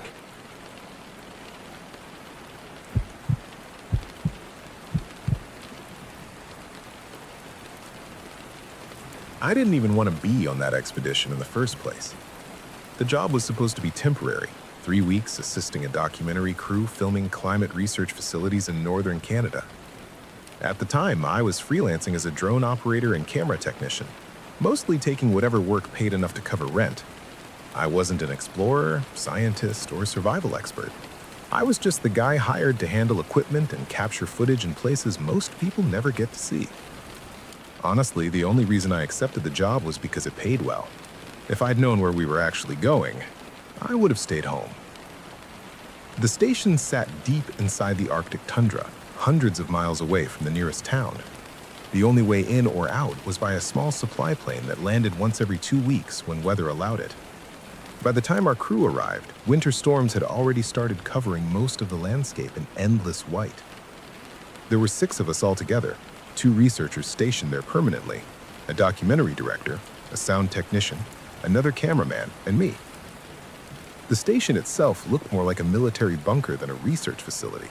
Long metal hallways connected several reinforced buildings raised slightly above the ice, all surrounded by towering floodlights and chain-link fencing half buried in snowdrifts. The moment we arrived, I noticed how tense everyone already seemed. The researchers barely spoke during introductions. One of them, a thin older man named Warren, looked exhausted all the time, like he hadn't slept properly in weeks. The other, a younger woman named Elise, avoided eye contact almost completely. Whenever the director asked questions about the station or the work being done there, they gave short answers and quickly changed the subject. At first, I assumed they were just tired of isolation. Being trapped in the Arctic for months probably does something to people. But by the second night, I realized something else was wrong. The station constantly made noise, not normal building noise either. There were deep metallic groans beneath the floors at random hours, like enormous pressure shifting somewhere underneath the ice. Pipes rattled inside walls. Ventilation systems hummed unevenly through narrow corridors. Sometimes, usually late at night, distant banging sounds echoed from somewhere below the station. The first time I heard it, I thought maybe heavy equipment was operating underground. But when I asked Warren about it during dinner, he froze for a second before quietly saying, "The lower levels are sealed." That answer bothered me more than it should have. Over the next 2 days, the storm outside became violent enough that we couldn't leave the station at all. Snow blasted endlessly against reinforced windows while temperatures dropped far below freezing. Internet connections failed almost completely. Radio communication became unreliable. Most of us spent our time filming interior footage or wandering the station, trying to avoid cabin fever. That's how I eventually found the elevator. It sat at the end of an isolated hallway behind 2 heavy security doors near the older section of the facility. Unlike everything else in the station, this hallway looked neglected. The lights flickered constantly overhead. Sections of paint peeled from the walls, and the air felt colder there than anywhere else in the building. Beside the elevator hung a faded sign reading "Sub-level access restricted." The strange thing was, the elevator was still powered. I remember standing there staring at the closed metal doors while distant wind howled outside the station. Something about the hallway felt wrong immediately. Quiet in a way the rest of the facility wasn't, like sound itself avoided the place. That's when I noticed the scratches. Long, deep marks covered sections of the elevator doors, clustered mostly near the bottom. At first glance, they looked random, but the closer I examined them, the more they resembled fingernail marks, hundreds of them layered over each other. I should have walked away. Instead, curiosity got the better of me. I pressed the elevator button. For several seconds, nothing happened. Then, somewhere deep below the station, machinery groaned to life. The sound echoed upwards slowly through the shaft beneath me. Metal cables creaked. Something heavy moved in the darkness below. The elevator arrived with a violent shudder. The doors opened halfway before jerking to a stop. Inside, the lights flickered weakly above a small, rusted compartment barely large enough for 4 people. The air drifting out smelled stale and cold, like trapped air from somewhere ancient. There was only one button inside the elevator besides the current floor, B4. I don't know why I pressed it. Even now, years later, I still can't explain it properly. Maybe boredom, maybe curiosity, maybe the strange feeling that the station itself wanted someone to go down there. Whatever the reason, the moment the doors closed behind me, I immediately regretted it. The elevator descended much deeper than I expected. Far deeper. Long enough that it became impossible the station could physically extend that far underground. The temperature inside dropped steadily during the descent until I could see my own breath in the dim light. Around me, metal walls groaned softly beneath pressure from the surrounding ice. Then, the elevator suddenly stopped so hard it nearly threw me forward. The doors opened to darkness. Not partial darkness, complete darkness. My flashlight beam revealed a long concrete corridor stretching ahead beneath exposed pipes dripping condensation onto the floor. Every surface looked old compared to the station above. Rust covered sections of walls. Warning signs had faded almost beyond recognition. Thick cables ran across the ceiling, disappearing deeper underground. And despite the freezing temperature, I could hear water dripping somewhere ahead. I stepped out slowly, my flashlight trembling slightly in my hand. The corridor eventually opened into a large underground research area filled with abandoned equipment, broken monitors, overturned desks, medical beds covered in dust. Entire sections of the room had been sealed behind heavy plastic sheets hanging from ceiling rails. Some carried biohazard symbols. Others had words spray-painted across them in red. Do not open. Leave it below. One plastic curtain near the far side of the room had been torn open from the inside. I remember calling out softly, asking if anyone was down there. My voice echoed unnaturally through the underground chamber before fading into silence. Then I heard movement somewhere deeper in the facility. Footsteps. Slow, uneven, dragging slightly across the floor. My flashlight beam shook harder now as I followed the sound into another hallway lined with observation windows. Most of the glass had shattered long ago, leaving black empty rooms beyond them. But one room still had functioning lights. Inside sat a massive hole cut directly into the ice beneath the station floor. Thick metal restraints surrounded the opening, many bent or broken outward like something had forced its way free. Scientific equipment lay scattered everywhere around it. Frozen blood stained sections of the floor black beneath layers of frost. Then, something moved beneath the ice. Not clearly, just a shape. Huge, pale, far below the surface. I stumbled backward immediately. That's when the lights above me suddenly shut off. The entire underground facility went dark. For several terrifying seconds, the only sound was my own breathing. Then, emergency lights flickered on dimly in the hallway, bathing everything in deep red light. Somewhere behind me, something wet scraped slowly across concrete. I turned my flashlight toward the sound. At first, I thought it was a person crawling on the floor. Then, it stood up. Its limbs were too long. Its skin looked pale gray beneath layers of water and blood. One arm hung lower than the other, bent unnaturally backward at the elbow. And despite the freezing cold, steam rose gently from its body like heat leaving fresh meat. The thing tilted its head toward me slowly. and smiled. Not angrily, not violently, like it recognized me. Then every emergency light in the hallway exploded simultaneously. I ran. I don't remember most of the next few minutes clearly, just flashes of red lights, alarms screaming through underground corridors, and footsteps chasing me from somewhere behind in complete darkness. More than once, I heard voices calling my name through the hallways in the exact voices of the crew upstairs. At one point, I even saw Elise standing at the far end of a corridor waving for help. But when my flashlight hit her face, her eyes were completely black. I finally reached the elevator and slammed the door shut just as something hit the outside hard enough to dent the metal inward. The elevator shook violently during the ascent, while distant banging echoed below me the entire way up. When the doors finally opened back at the station level, Warren was already standing there waiting. He looked terrified. Not surprised. Terrified. Before I could say anything, he grabbed my arm and quietly asked one question. "Did it speak to you?"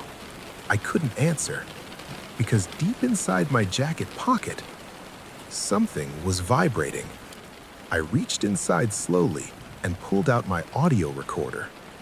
I never remembered turning it on underground, but the screen showed an active recording, and through the tiny speaker, I heard my own voice whispering repeatedly from inside the darkness below, "Come back."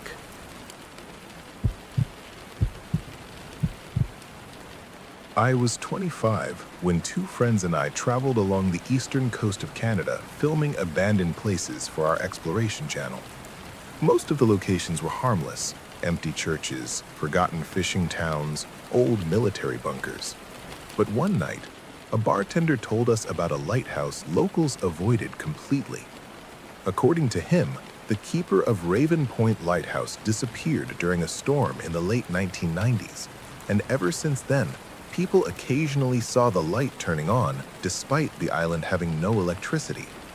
He warned us not to stay there after dark. Naturally, that made us want to see it even more. The island sat nearly an hour offshore, surrounded by jagged cliffs and rough gray water.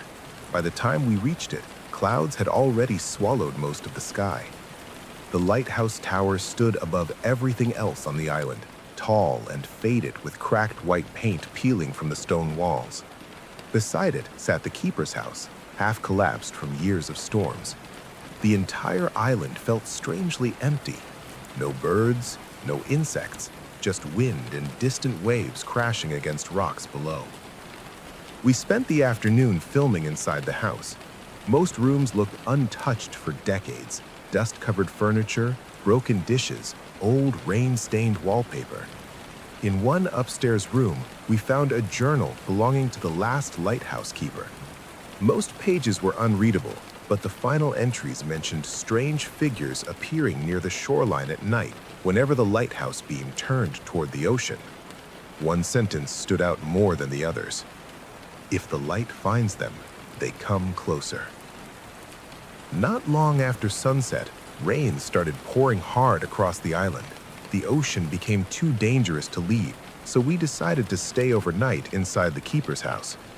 Around midnight, while we sat downstairs eating snacks and reviewing footage, the entire room suddenly brightened for a second. The lighthouse had turned on. None of us had gone near it. Outside the windows, the massive beam slowly rotated through rain and fog, sweeping across the ocean like it had never stopped working at all. We grabbed flashlights and headed toward the tower immediately. Rain soaked us within seconds while thunder rolled overhead. Inside, the lighthouse staircase spiraled upward through darkness and damp stone walls. Halfway to the top, we noticed wet footprints leading upward ahead of us. Bare human footprints, fresh. At the top, the light chamber was empty. No generator, no power source, just the old mechanism turning slowly while rain battered the glass around us. Then, we heard screaming from outside. Our third friend. We ran back downstairs and out into the storm, but by the time we reached the keeper's house, he was gone. The front door hung open while rain flooded across the wooden floorboards. We searched the island for nearly 30 minutes, shouting his name over the storm, but found nothing. Then we saw him, standing near the cliffs beside the lighthouse. Relief hit instantly. We ran toward him through the rain, yelling his name. But the closer we got, the stranger he looked. He stood completely motionless, facing the ocean, soaked clothes hanging unnaturally still despite the wind. Then he slowly turned around. His skin looked pale gray beneath the lighthouse beam. Water dripped steadily from his mouth, while his eyes reflected pure white in the darkness. He smiled at us, then pointed toward the ocean below the cliffs. Shapes stood in the water, dozens of them, human figures barely visible through rain and fog, all facing the island silently while waves crashed around them. And as the lighthouse beam swept across the water again, the figures started moving closer to shore. We didn't stay long after that. We sprinted back to the boat and somehow escaped the island before sunrise, while the lighthouse beam continued turning behind us through the storm. Our friend was officially listed as missing a month later. But about a year after that night, I received an envelope with no return address. Inside was a single photograph, a picture of Raven Point Lighthouse taken from the ocean at night. And standing at the very top of the tower were 3 figures watching the camera. One of them was wearing my jacket.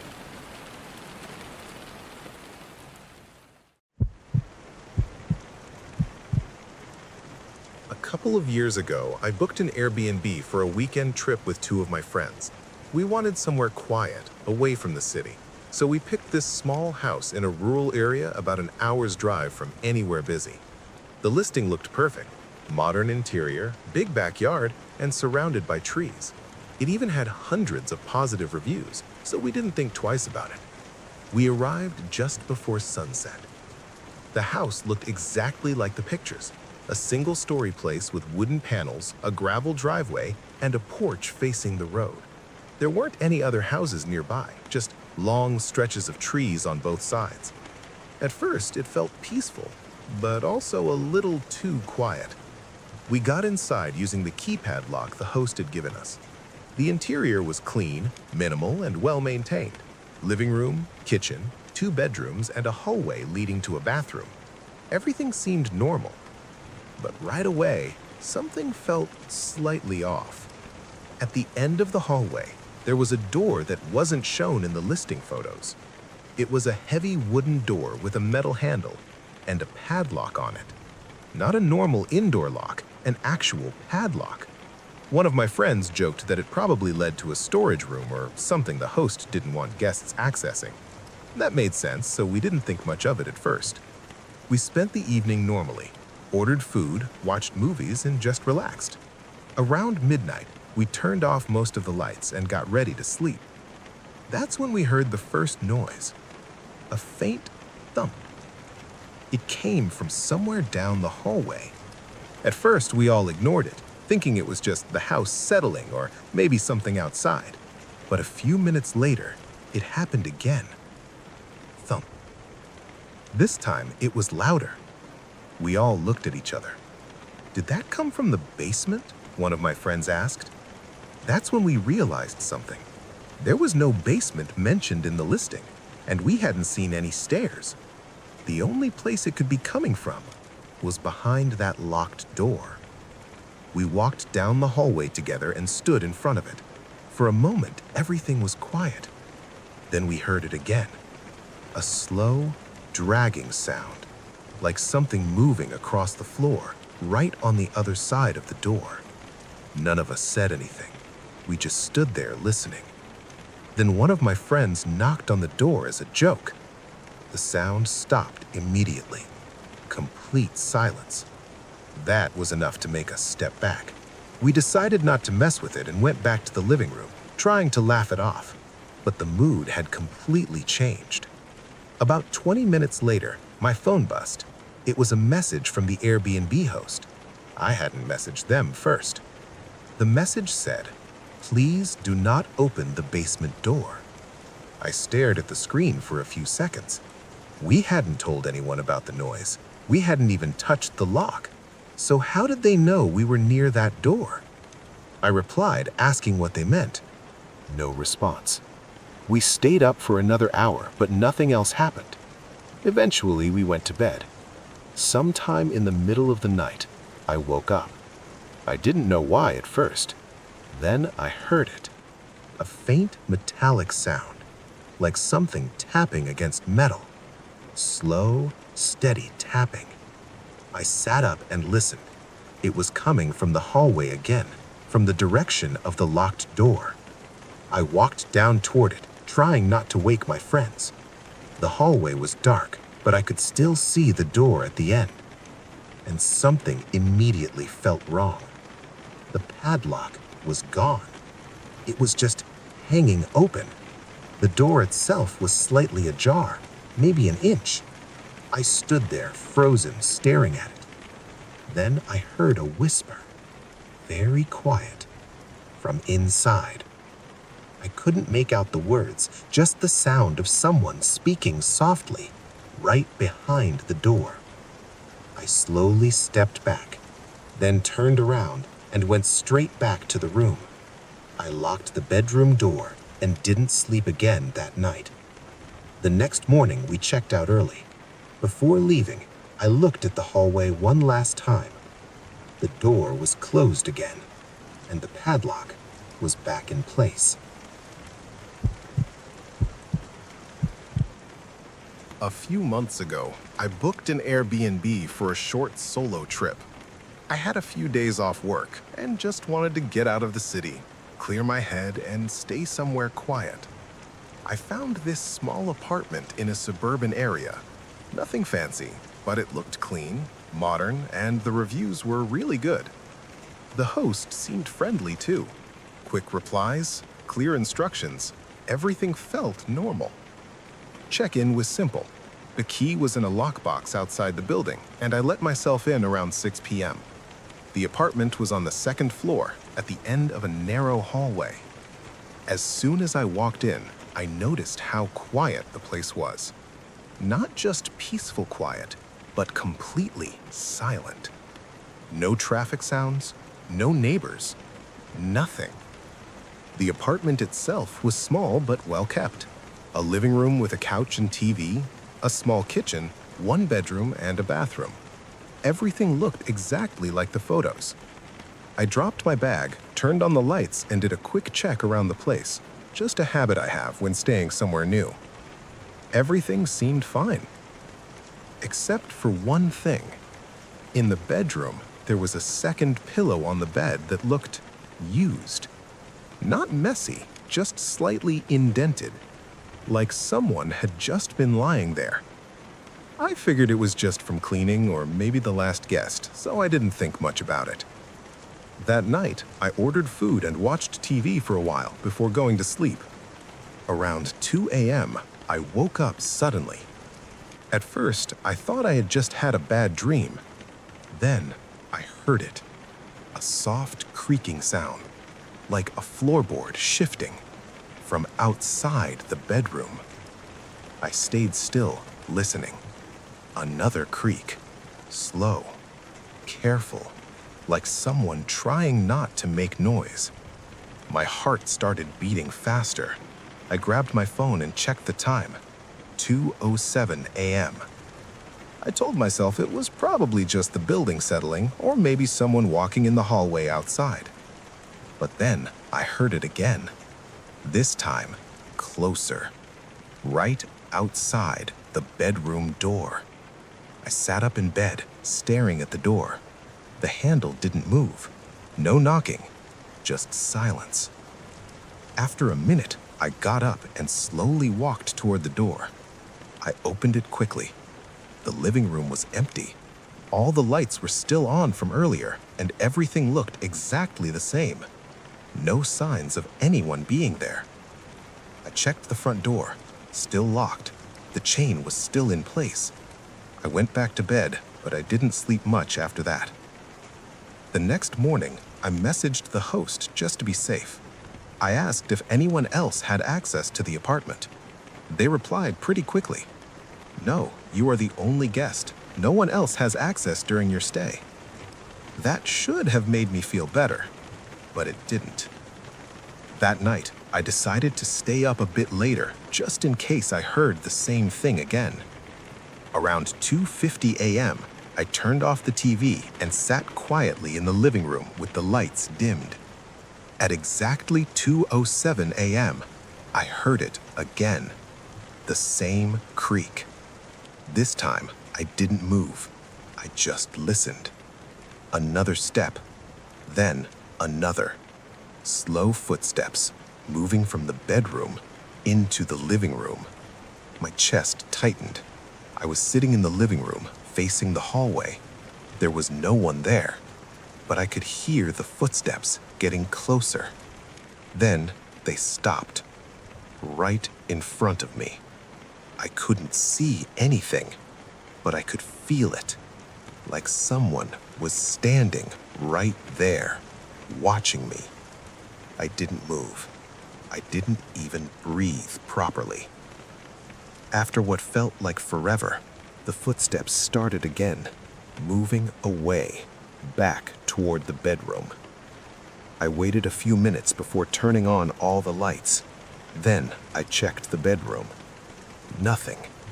Everything looked normal. Except for one thing. The second pillow. The one that looked used before. Now it had a deeper indentation, like someone had just gotten up from it. I packed my things the next morning and left early. Before leaving, I checked the guest log on the Airbnb app, just out of curiosity. It showed my name, and below it, another name. Same dates, same apartment.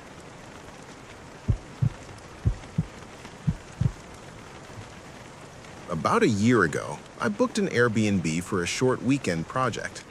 I had some freelance work to finish and needed a quiet place where I wouldn't get distracted. I didn't want anything fancy, just somewhere isolated with decent Wi-Fi. I ended up choosing the small cabin listed just outside a forest area. The photos looked amazing. Big windows, wooden interior, cozy lighting, the kind of place that feels peaceful the moment you see it. The reviews were good too. Nothing suspicious, just people saying it was quiet, clean, and perfect for a short stay. I arrived late in the evening, just after sunset. The drive there already felt a bit off. The road leading to the cabin got narrower the deeper I went, and eventually it turned into a dirt path surrounded by trees on both sides. By the time I reached the place, it was completely dark outside.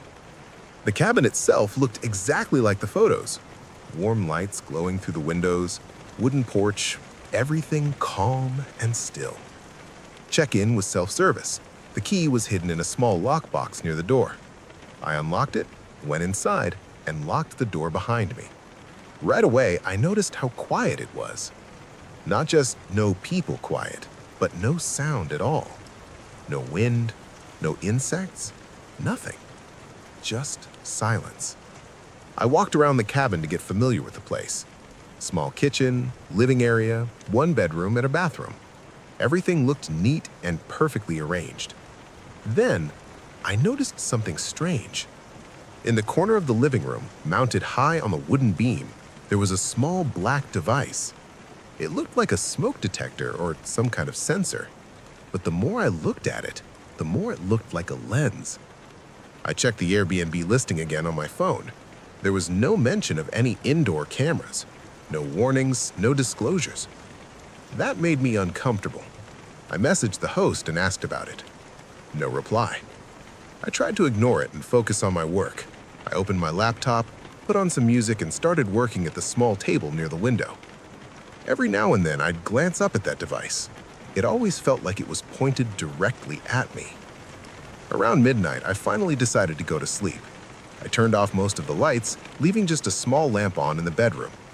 As I walked past the living room, I looked up at the device again. There was a tiny red light on it, barely visible, but it was on. I stood there for a moment, staring at it. I didn't remember seeing that light earlier. Trying not to overthink it, I went into the bedroom and closed the door. Sometime later that night, I woke up. I didn't know why at first. Then, I heard it. A soft clicking sound, like something turning on. It was coming from the living room. I stayed still, listening. Click. Then a faint buzzing sound. I slowly got out of bed and walked toward the bedroom door. As I opened it slightly, I could see into the living room. The red light on the device was brighter now, and it wasn't the only one. There was another light, lower, near the shelf across the room. I hadn't noticed anything there before. Now I could clearly see it. Another small device, another lens. My heart started racing. I grabbed my phone and turned on the flashlight. As I stepped into the living room, I scanned the area. That's when I saw it. Not one, not two, but multiple small cameras placed around the cabin.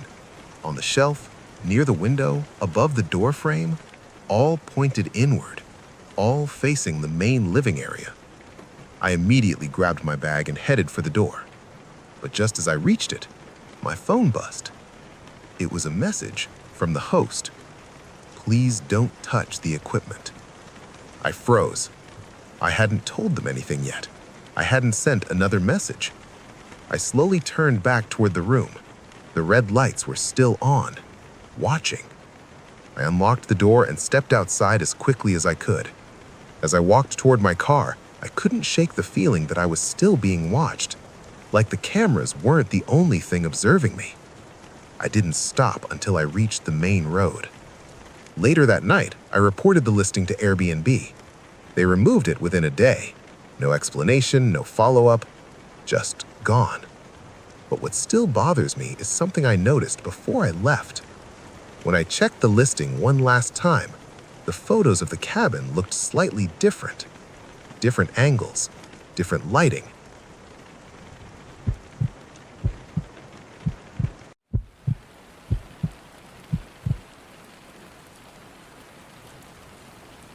I grew up on a farm outside Des Moines, and for most of my childhood, life out there felt painfully normal.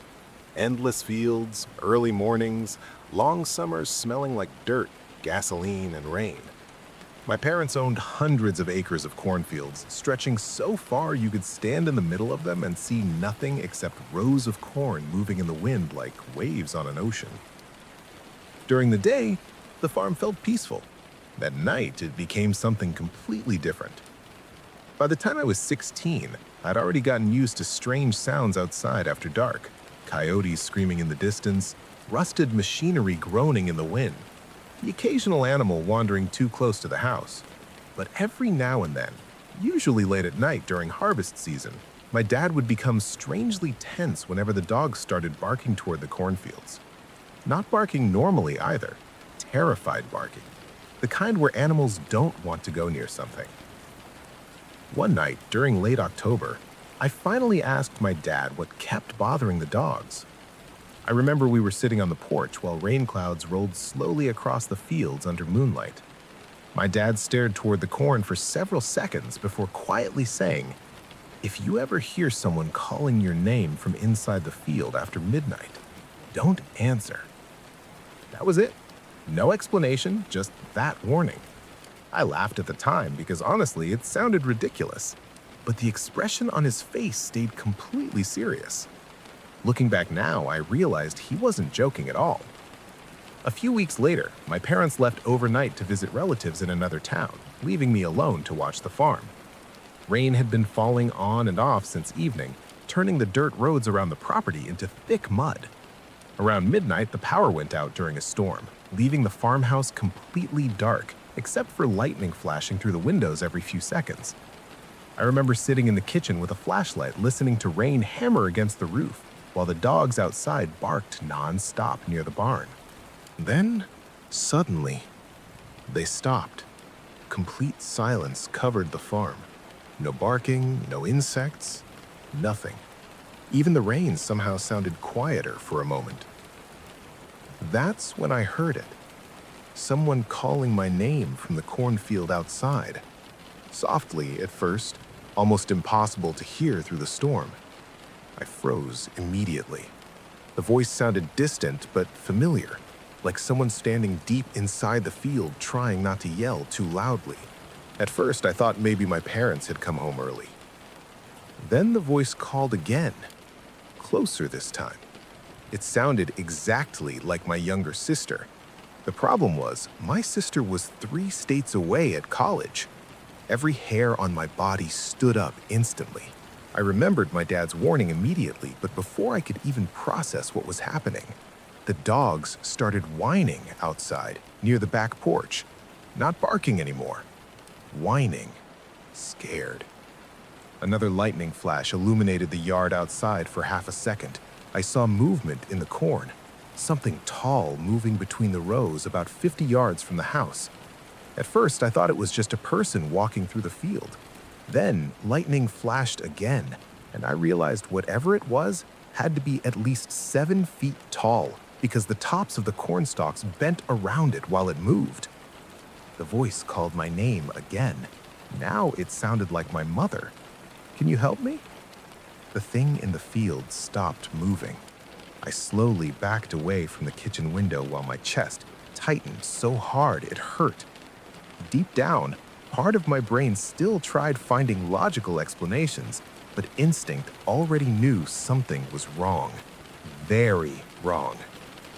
Then came the knocking. 3 slow knocks on the back door.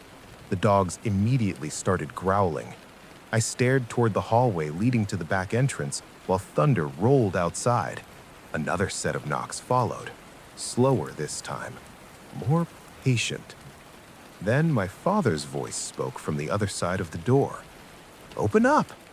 My blood went cold instantly because through the living room window, I could still see my dad's truck missing from the driveway. The voice outside knocked again. "Son?" The dog suddenly backed away from the door, whining loudly. I could hear something breathing heavily outside now. Not human breathing either. Wet, deep, like huge lungs struggling to pull in air. Then the voice changed again. My sister, then my mother, then mine. It kept repeating my own voice back to me from outside the door while rain poured endlessly across the farm. Panic finally hit me hard enough that I grabbed my dad's shotgun from the hallway closet and locked myself inside the upstairs bedroom. The knocking continued for almost an hour, sometimes at the back door, sometimes downstairs windows, once directly outside my bedroom. Near 3 a.m., everything suddenly stopped. No knocking, no voices, no movement outside. Eventually, exhaustion must have knocked me unconscious because the next thing I remember was sunlight coming through the bedroom window. The storm had passed completely.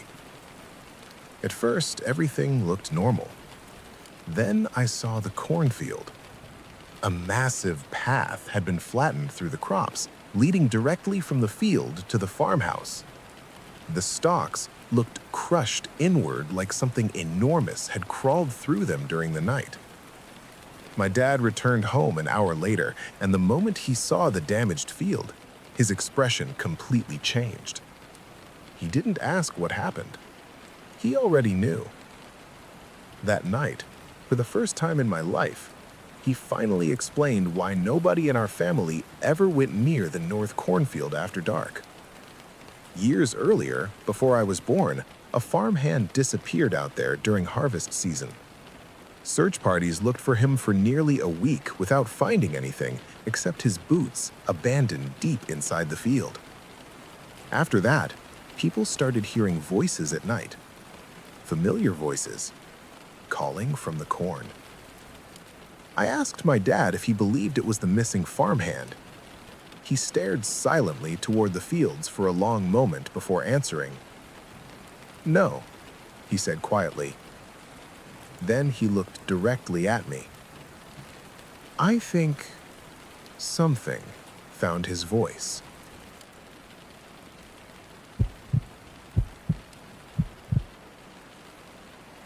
I spent one summer working on a cattle farm outside of Amarillo when I was 22 years old.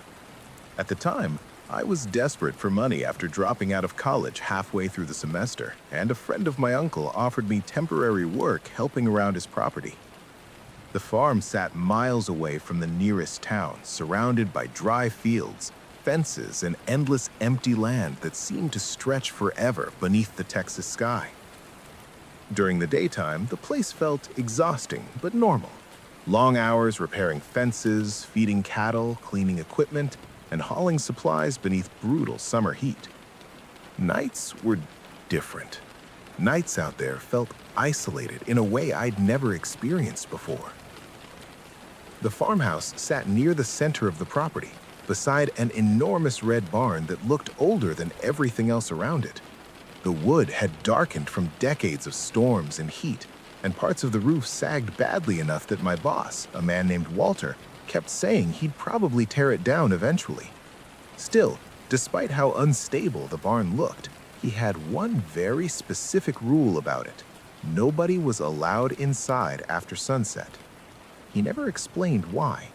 Every time I asked, he'd just say, "Nothing good happens in there at night." At first, I assumed he was hiding illegal livestock or something equally boring, but after a few weeks on the farm, I realized the rule genuinely scared him. Every night around the same time, usually somewhere between 1 and 2 in the morning, the barn door would slowly open by itself. I noticed it the second week I worked there. My bedroom window faced directly toward the barn, and one night during a thunderstorm, I happened to glance outside after hearing a loud metallic creak. The giant front door of the barn had swung halfway open despite the heavy chain Walter always wrapped around it before bed. At first, I thought the wind had forced it open, but the strange part was how slowly it moved. Not violently, slowly, like someone carefully pulling it from the inside. The next morning, Walter noticed the open door immediately. I expected him to blame the storm, but instead, his face went pale. Without saying a word, he grabbed his shotgun from the truck and walked toward the barn alone. I watched from the porch while he disappeared inside for nearly 15 minutes. When he finally came back out, he looked visibly shaken. I asked him what happened in there. He stared at me silently before answering. "If you hear knocking from the barn at night, ignore it." That answer stuck in my head for days. A week later, Walter had to drive into town overnight for a livestock auction, leaving me alone on the property to watch the farm. Before leaving, he repeated the same warning again while locking the barn doors with heavy chains. "Do not go inside that barn after dark," he said, "no matter what you hear." Then he drove off down the dirt road while evening storms gathered over the fields in the distance. By midnight, heavy rain hammered across the farm while wind rattled the farmhouse windows hard enough to wake me several times. Around 1:30 in the morning, I heard the barn door creak open again. Even from inside the house, the sound carried clearly through the storm. I looked outside through my bedroom window and immediately felt my stomach tighten. The barn doors stood wide open, and the lights inside were on. That made no sense. The barn didn't even have working electricity anymore. Walter had mentioned that several times while complaining about repairs. Yet warm yellow light now spilled through the open doorway onto the muddy ground outside, while rain poured endlessly across the fields. Then, I heard knocking. 3 slow knocks, coming from inside the barn. At first, I tried ignoring it, exactly like Walter warned me to, but the knocking continued every few minutes, echoing through the storm outside. Eventually, curiosity got the better of me. I grabbed a flashlight and stepped onto the porch. The rain felt freezing against my skin, while mud sucked at my boots as I crossed the yard toward the barn. The closer I got, the worse the smell became. Rotting hay mixed with something sour underneath, like spoiled meat left in the heat too long. The inside of the barn looked far bigger at night than it ever had during the day. My flashlight moved across old farming equipment, rusted tools, and empty cattle stalls, while rain hammered against the roof overhead. The strange yellow light I saw earlier came from somewhere deeper inside the structure, beyond the main floor. Then the knocking came again, louder now, from beneath me. I froze immediately. Another knock followed, directly under the wooden floorboards near the back of the barn. I slowly approached while my flashlight shook in my hand. Hidden beneath old hay bales and broken planks sat a large wooden trap door built into the floor. Thick chains wrapped tightly around it from the outside. Deep scratch marks covered the wood around the edges, like something underneath had repeatedly tried clawing its way out. Then a voice spoke from below. Walter? The voice sounded weak, human. I crouched closer to the trap door without thinking. "Who's down there?" I asked. For several seconds, only rain answered. Then the voice came again. "Please let me out." Panic crawled into my chest immediately. Part of me wanted to run straight back to the house, but another part genuinely thought someone might actually be trapped beneath the barn. The voice sounded desperate, injured maybe. Then I noticed something else. The chains around the trapdoor looked old, ancient almost, rusted deeply into the wood like they'd been there for years. No normal person could have survived locked under there that long. The voice spoke again, closer now somehow. "I know you're not Walter." My breathing stopped for a second. Then, slowly, something knocked back from underneath the trapdoor. Not with fists, with nails. Long scratching drags across the wood beneath me. I backed away immediately. That's when the voice changed. It became Walter's voice perfectly. "Open the door." My blood went cold. Walter was supposed to be hours away. The thing beneath the trapdoor started laughing softly using his voice, while the scratching underneath grew louder and more frantic. Suddenly, the entire trapdoor shook violently, hard enough to rattle the chains across the floor. Dust fell from the ceiling while something slammed repeatedly against the wood from below. Then came another voice, mine. "Help me." I ran. The laughter followed me through the barn while heavy impacts shook the floor behind me. I barely made it back to the farmhouse before hearing a loud metallic snap echo through the storm outside. One of the chains had broken. I locked every door in the house and stayed awake until sunrise holding Walter's shotgun while footsteps slowly circled the farmhouse outside all night long. Sometimes the thing scratched at windows. Sometimes it whispered through the walls using different voices. My mother's, my old friends, even mine again. Walter returned just after sunrise. The moment he saw the broken chain hanging from the barn trap door, his face completely drained of color. Without saying anything, he grabbed several new chains, extra locks, and a container of salt from the truck bed before heading toward the barn alone. I quit the job later that same day. Before leaving, I finally asked Walter what was under the barn. He stayed silent for a long time before quietly answering. My grandfather found it in the fields back in the 1930s. I asked what it was. Walter looked toward the barn nervously. Then he said the one sentence I still think about constantly. "It only sounds human when it's hungry."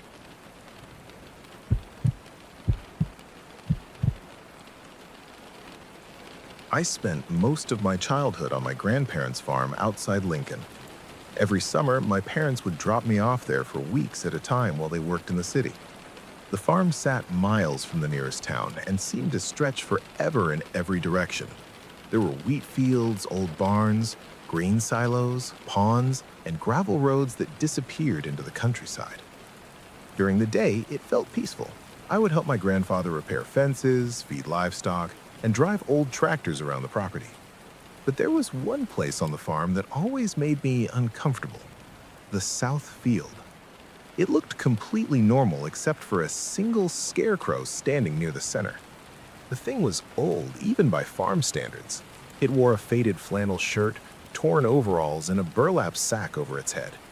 Every evening before sunset, my grandfather would glance toward the south field and make sure nobody stayed there after dark.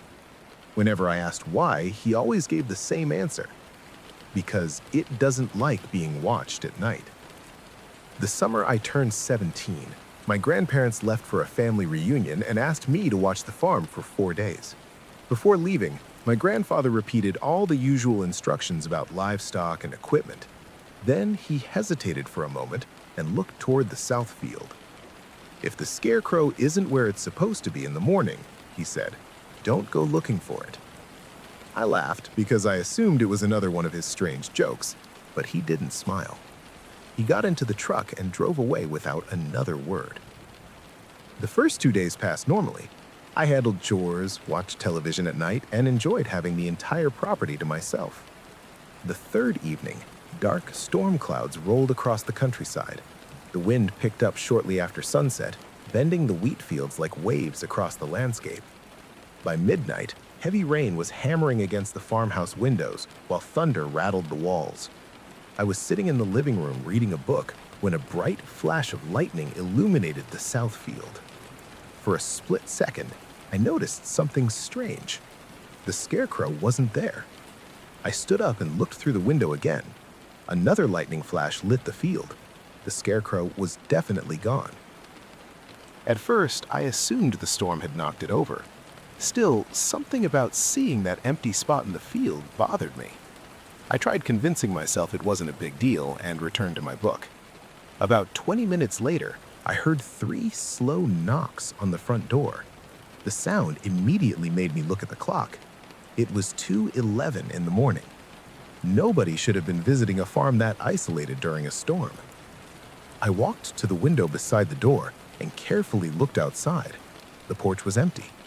Rain poured from the roof, but there wasn't a person in sight. Before I could fully process it, 3 more knocks echoed through the house. This time, they came from the back door.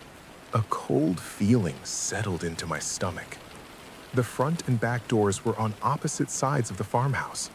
Nobody could have moved between them that quickly without running through deep mud and heavy rain. I grabbed a flashlight and looked through the kitchen window toward the backyard. A lightning flash illuminated the property. Standing near the barn was a tall figure.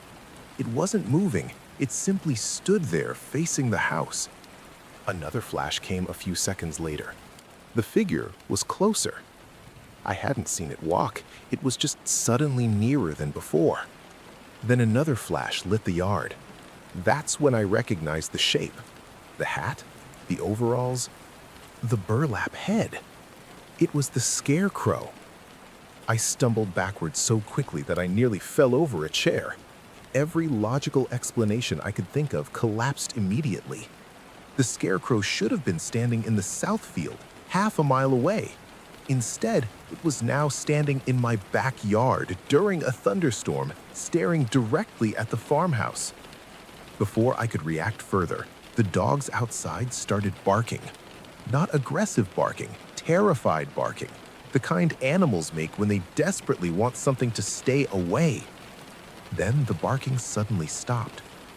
A few moments later, I heard footsteps above me. Not upstairs, on the roof. Slow, deliberate footsteps crossed the shingles while rain hammered against the house. The sounds moved from one end of the roof to the other. Sometimes they stopped for several seconds before continuing again. I grabbed my phone and tried calling my grandfather, but the storm had completely killed the signal. The footsteps eventually stopped above my bedroom. Then, silence filled the house. For several minutes, nothing happened. Then I heard scratching.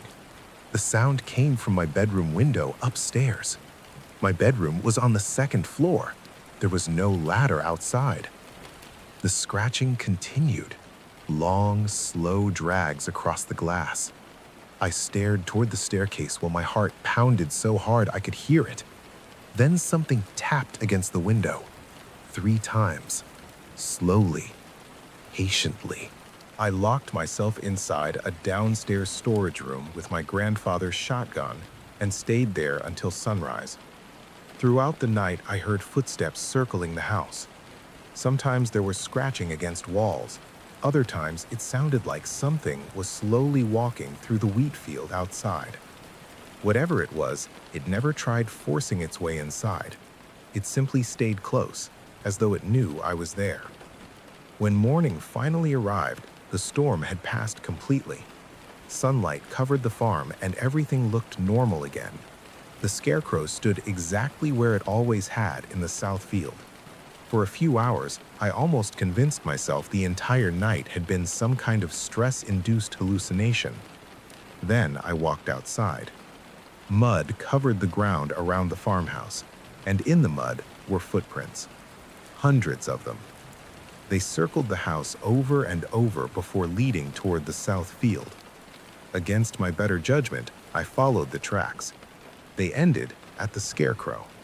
Hanging from one of its straw-filled arms was a piece of fabric, my bedroom curtain.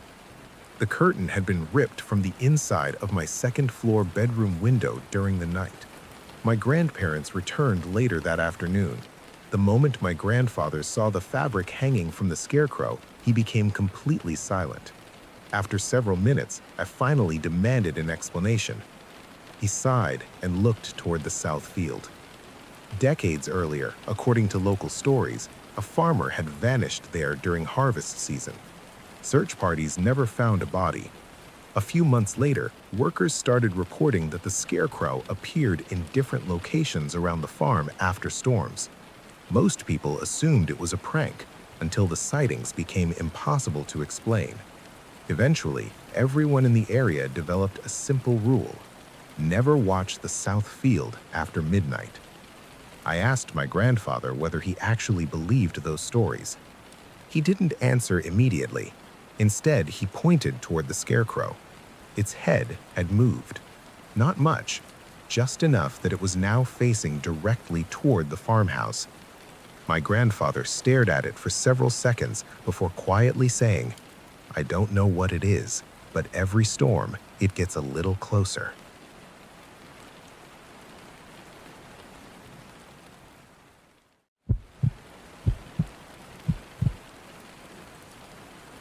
I was 21 when I started the overnight shift at a gas station outside of Billings. It wasn't the kind of place people stopped at unless they absolutely had to. The station sat beside a lonely stretch of highway surrounded by open fields and rolling hills. The nearest town was almost 20 minutes away, and after midnight, traffic became almost non-existent. Most nights consisted of restocking shelves, cleaning coffee machines, and watching headlights occasionally pass through the darkness outside. It was boring work, but the pay was decent, and I liked the quiet. At least, I did during the first few weeks. The station itself was old. The fluorescent lights inside constantly buzzed, and one of the refrigerators near the back made a strange clicking noise every few minutes.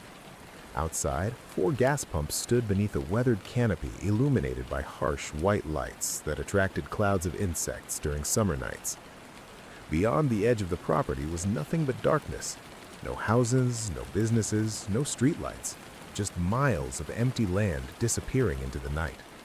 On clear evenings, the isolation felt peaceful. During storms, it felt like the station had been abandoned at the edge of the world. One October night, heavy rain moved through the area shortly after midnight. Water hammered against the windows while wind rattled the glass doors hard enough to make me glance up every few minutes. Around 2 a.m., business completely stopped. For nearly an hour, not a single vehicle passed on the highway. The only sounds came from the storm outside and the faint hume of refrigerators behind me. I was restocking cigarette cartons when I noticed a man standing near pump number 3. The strange thing was, I never saw a vehicle arrive. One moment, the gas pump area was empty. The next moment, there he was. The man stood perfectly still beneath the rain. He wasn't pumping gas. He wasn't walking toward the store. He was simply standing there with his hands hanging at his sides. At first, I assumed he had parked somewhere outside the light and walked over. Still, something about him immediately felt wrong. He wore dark clothes soaked by rain, and even from inside the store I could tell he wasn't moving at all. Several minutes passed. He remained there, watching the building.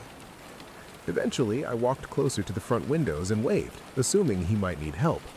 The man didn't wave back. He didn't react at all. Then, very slowly, he raised one arm and pointed toward the store entrance. I hesitated for a moment before unlocking the door. The man stepped inside. Rainwater dripped from his clothes onto the floor while he slowly approached the counter. Looking at him up close made me uncomfortable immediately. He looked exhausted. Pale skin, dark circles beneath his eyes.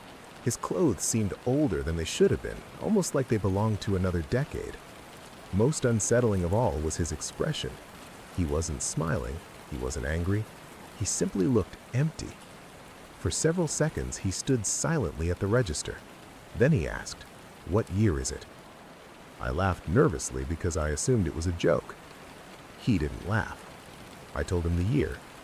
The man's expression changed instantly. Not surprise, fear. Real fear. He looked over his shoulder toward the windows as though checking whether something had followed him. Then he leaned closer across the counter. "Has anyone asked about me?" he whispered. I told him no. The man stared at the floor for several moments before quietly saying, "If someone comes looking for me, don't tell them I was here." Before I could ask what he meant, he turned and walked toward the back of the store. I expected him to browse the aisles. Instead, he disappeared. At first, I thought he'd entered the restroom. After several minutes passed, I checked both bathrooms. Empty. I searched every aisle. Nothing. The stockroom door remained locked. There was nowhere he could have gone. Yet, he was gone. The entire encounter left me uneasy, but eventually I convinced myself I'd somehow missed him leaving. The storm continued outside while I returned to work. Around 3 a.m., another vehicle finally pulled into the station. It was a sheriff's cruiser. A deputy entered the store and immediately asked whether I'd seen anyone unusual tonight. His serious tone made my stomach tighten. I described the man. The deputy's face immediately went pale. Without saying a word, he pulled out his phone and showed me a photograph. It was the same man, the exact same face. The deputy explained that the man had been reported missing after a car accident nearby, 23 years earlier. I remember laughing because I genuinely thought it had to be some kind of prank. Then the deputy showed me another photograph. The wrecked vehicle, the accident site, the date. Everything matched. The man I spoke with was officially declared dead more than 2 decades ago. I told the deputy that wasn't possible because I'd spoken with him less than an hour ago. The deputy listened quietly before asking a question that made my blood run cold. Did he ask what year it was? I stared at him, then slowly nodded. The deputy closed his eyes. Apparently, I wasn't the first person to report it. Over the years, multiple overnight workers at businesses along that highway had described encounters with the same man during storms. The stories were always identical. He appeared without a vehicle. He asked what year it was. Then he disappeared. The deputy left shortly afterward, and I spent the rest of the night trying to convince myself there had to be a logical explanation. Then, dawn arrived. As I prepared to lock up and head home, I noticed muddy footprints on the floor near the register. They led toward the back of the store. I followed them. The footprints ended beside an old utility door that had been permanently sealed for years. A door that opened into a concrete wall. Written across the dusty surface of that wall were 4 words. Words that definitely hadn't been there before. I'm still looking for it. Beneath the message sat a small rusted car key covered in fresh rainwater. According to the deputy later that morning, that exact key had never been recovered from the accident scene.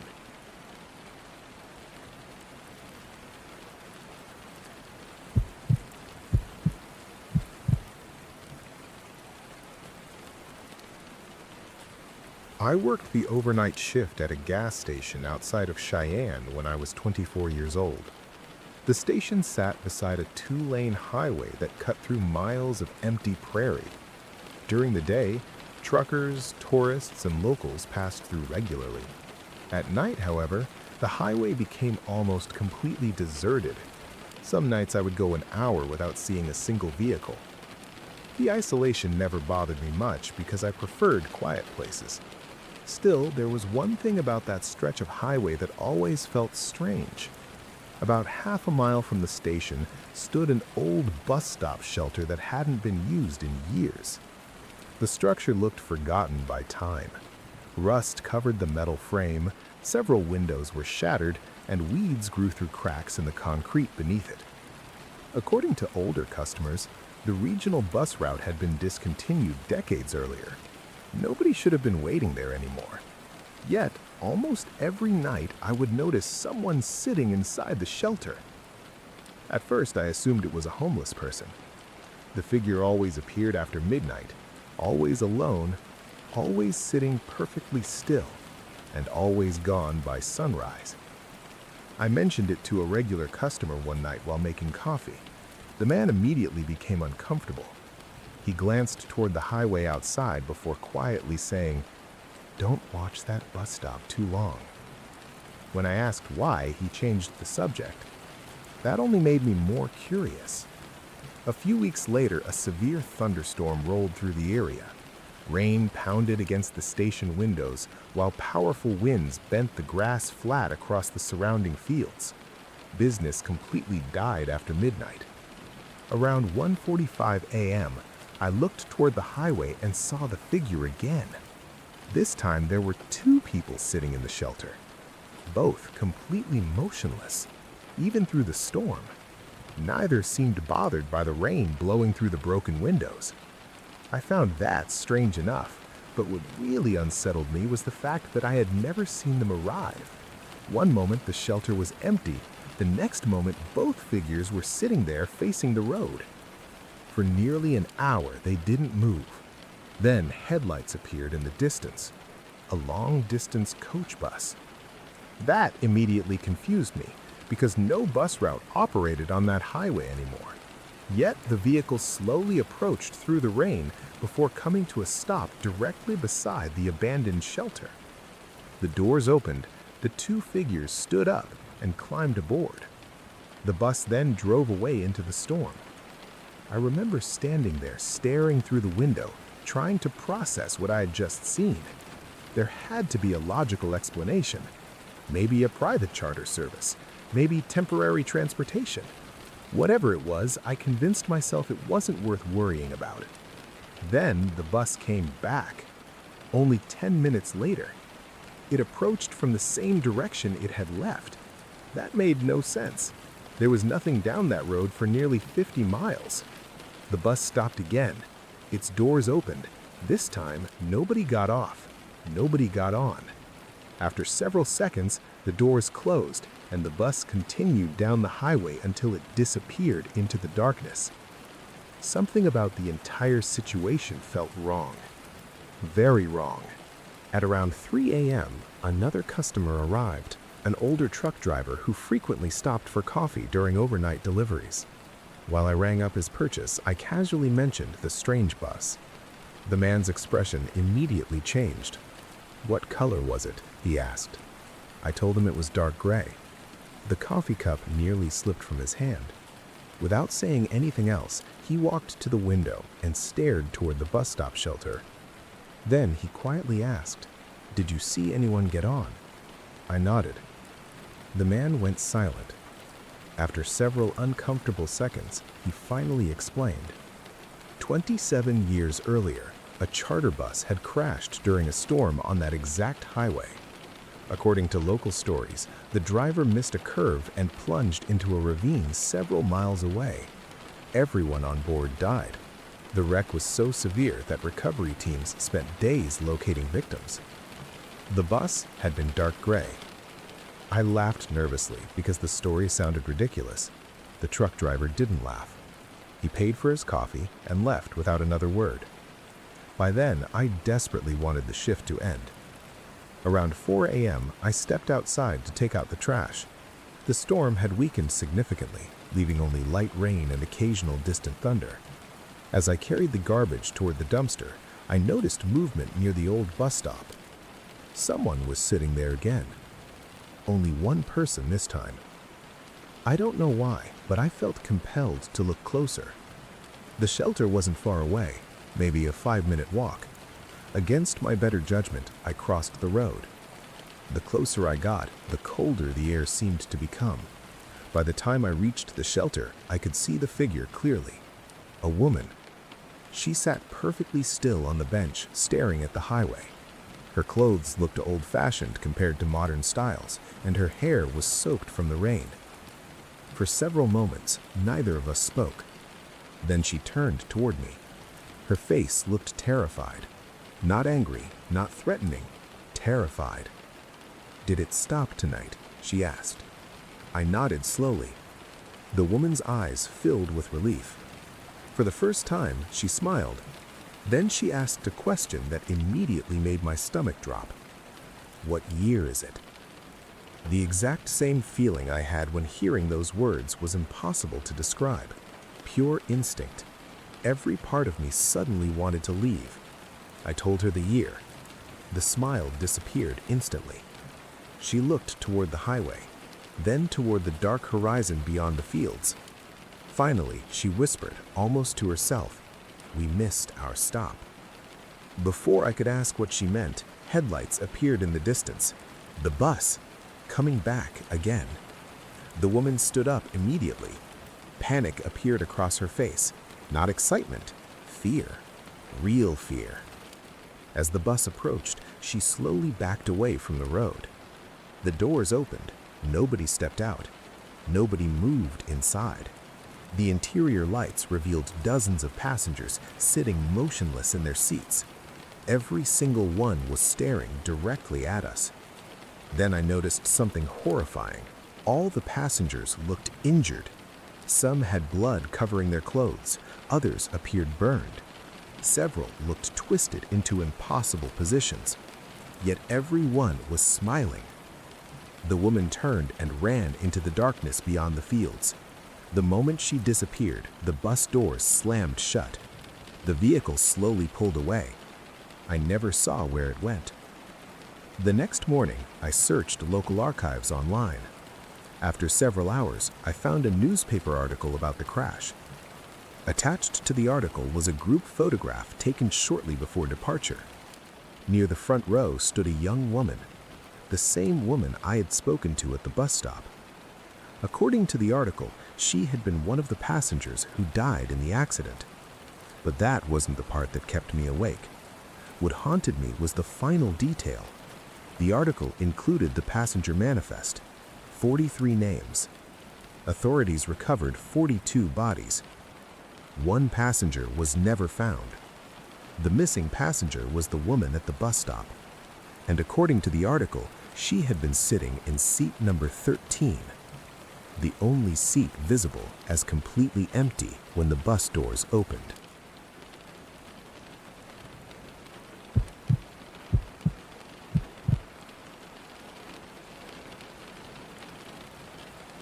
I was 23 years old when I took a job working nights at a gas station outside of Flagstaff.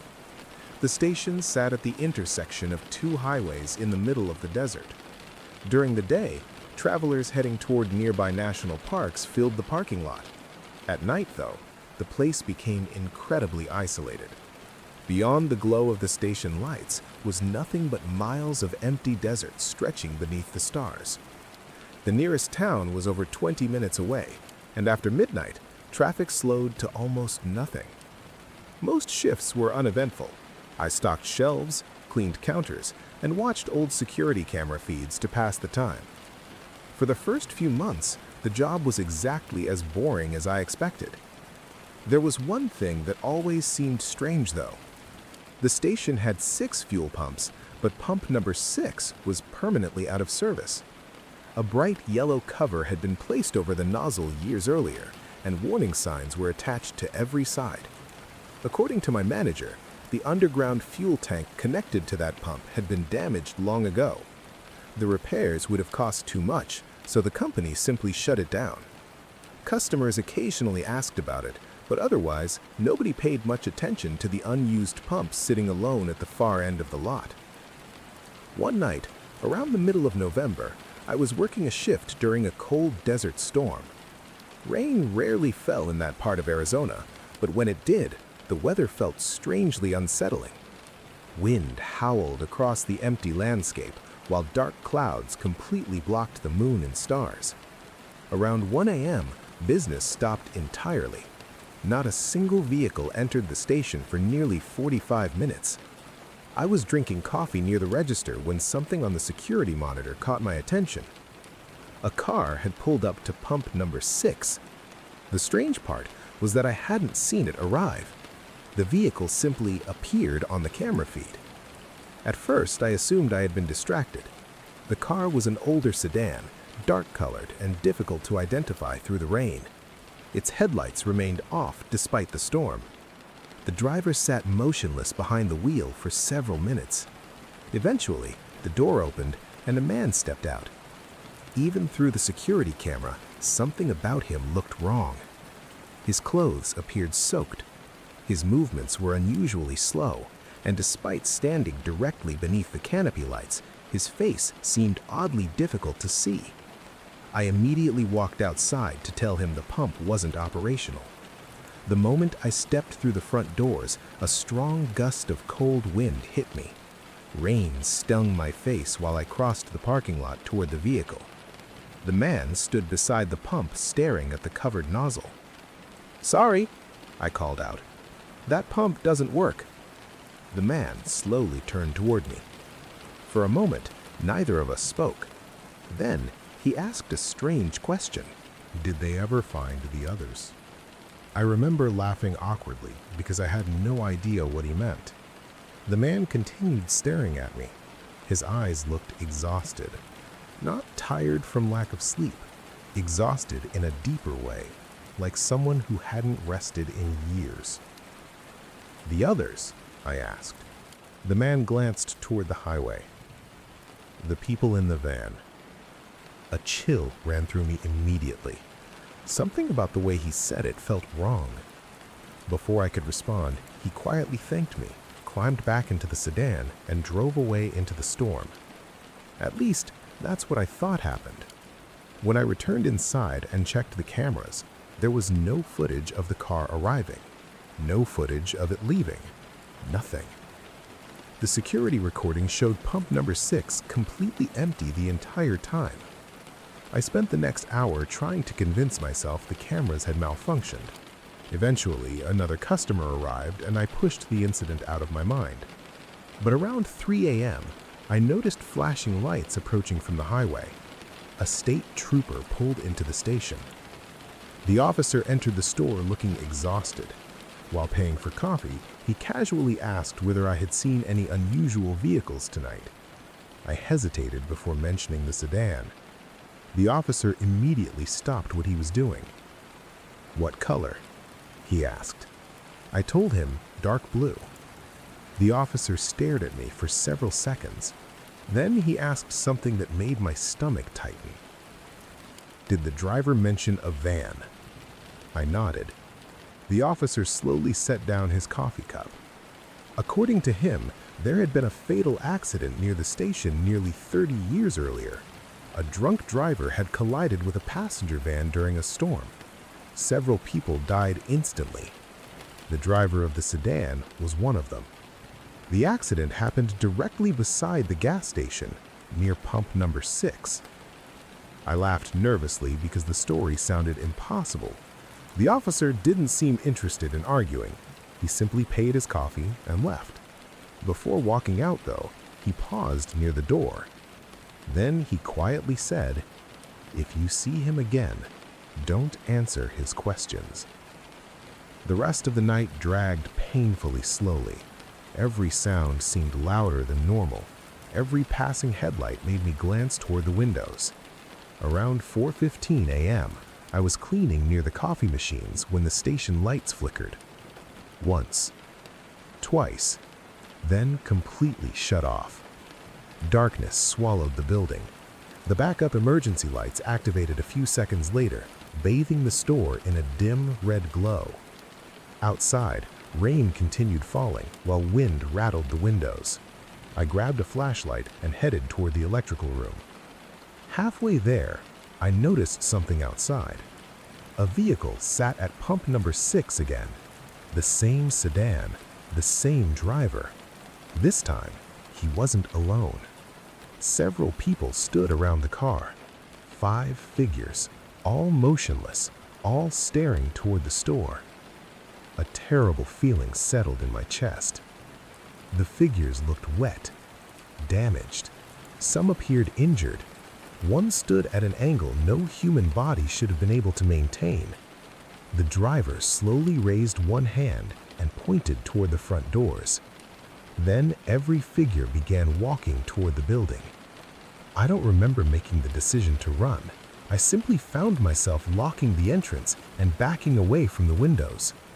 The figures continued approaching through the rain. None of them moved naturally.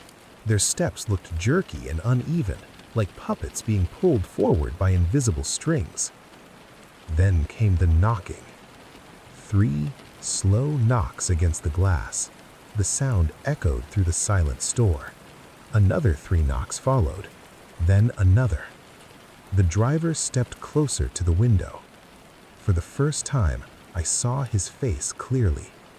Half of it was crushed. His skin looked pale gray beneath the emergency lights. Water continuously dripped from his clothes onto the pavement. Then he spoke, and somehow I heard him clearly through the glass. Did they ever find the others? The question sounded exactly the same as before, word for word. I couldn't move. The driver slowly smiled. Then all 6 figures turned toward pump number 6. At the same moment, the station lights came back on. The parking lot was empty. The storm ended shortly before sunrise. I spent the next few hours trying to convince myself exhaustion had caused me to imagine everything. Then morning arrived, and I noticed something lying beneath pump number 6. A rusted license plate. The state trooper returned later that day. When I showed it to him, his expression immediately changed. The plate belonged to the sedan involved in the fatal accident 30 years earlier. According to official records, it had never been recovered from the crash site. I quit the job 2 weeks later. Several months afterwards, curiosity got the better of me, and I searched old newspaper archives about the accident. That's when I discovered one final detail nobody had mentioned. The passenger van involved in the collision had been carrying 6 people. Only 5 bodies were ever found. The missing victim was never identified. And according to the report, the search ended less than 50 yards from where pump number 6 stands today.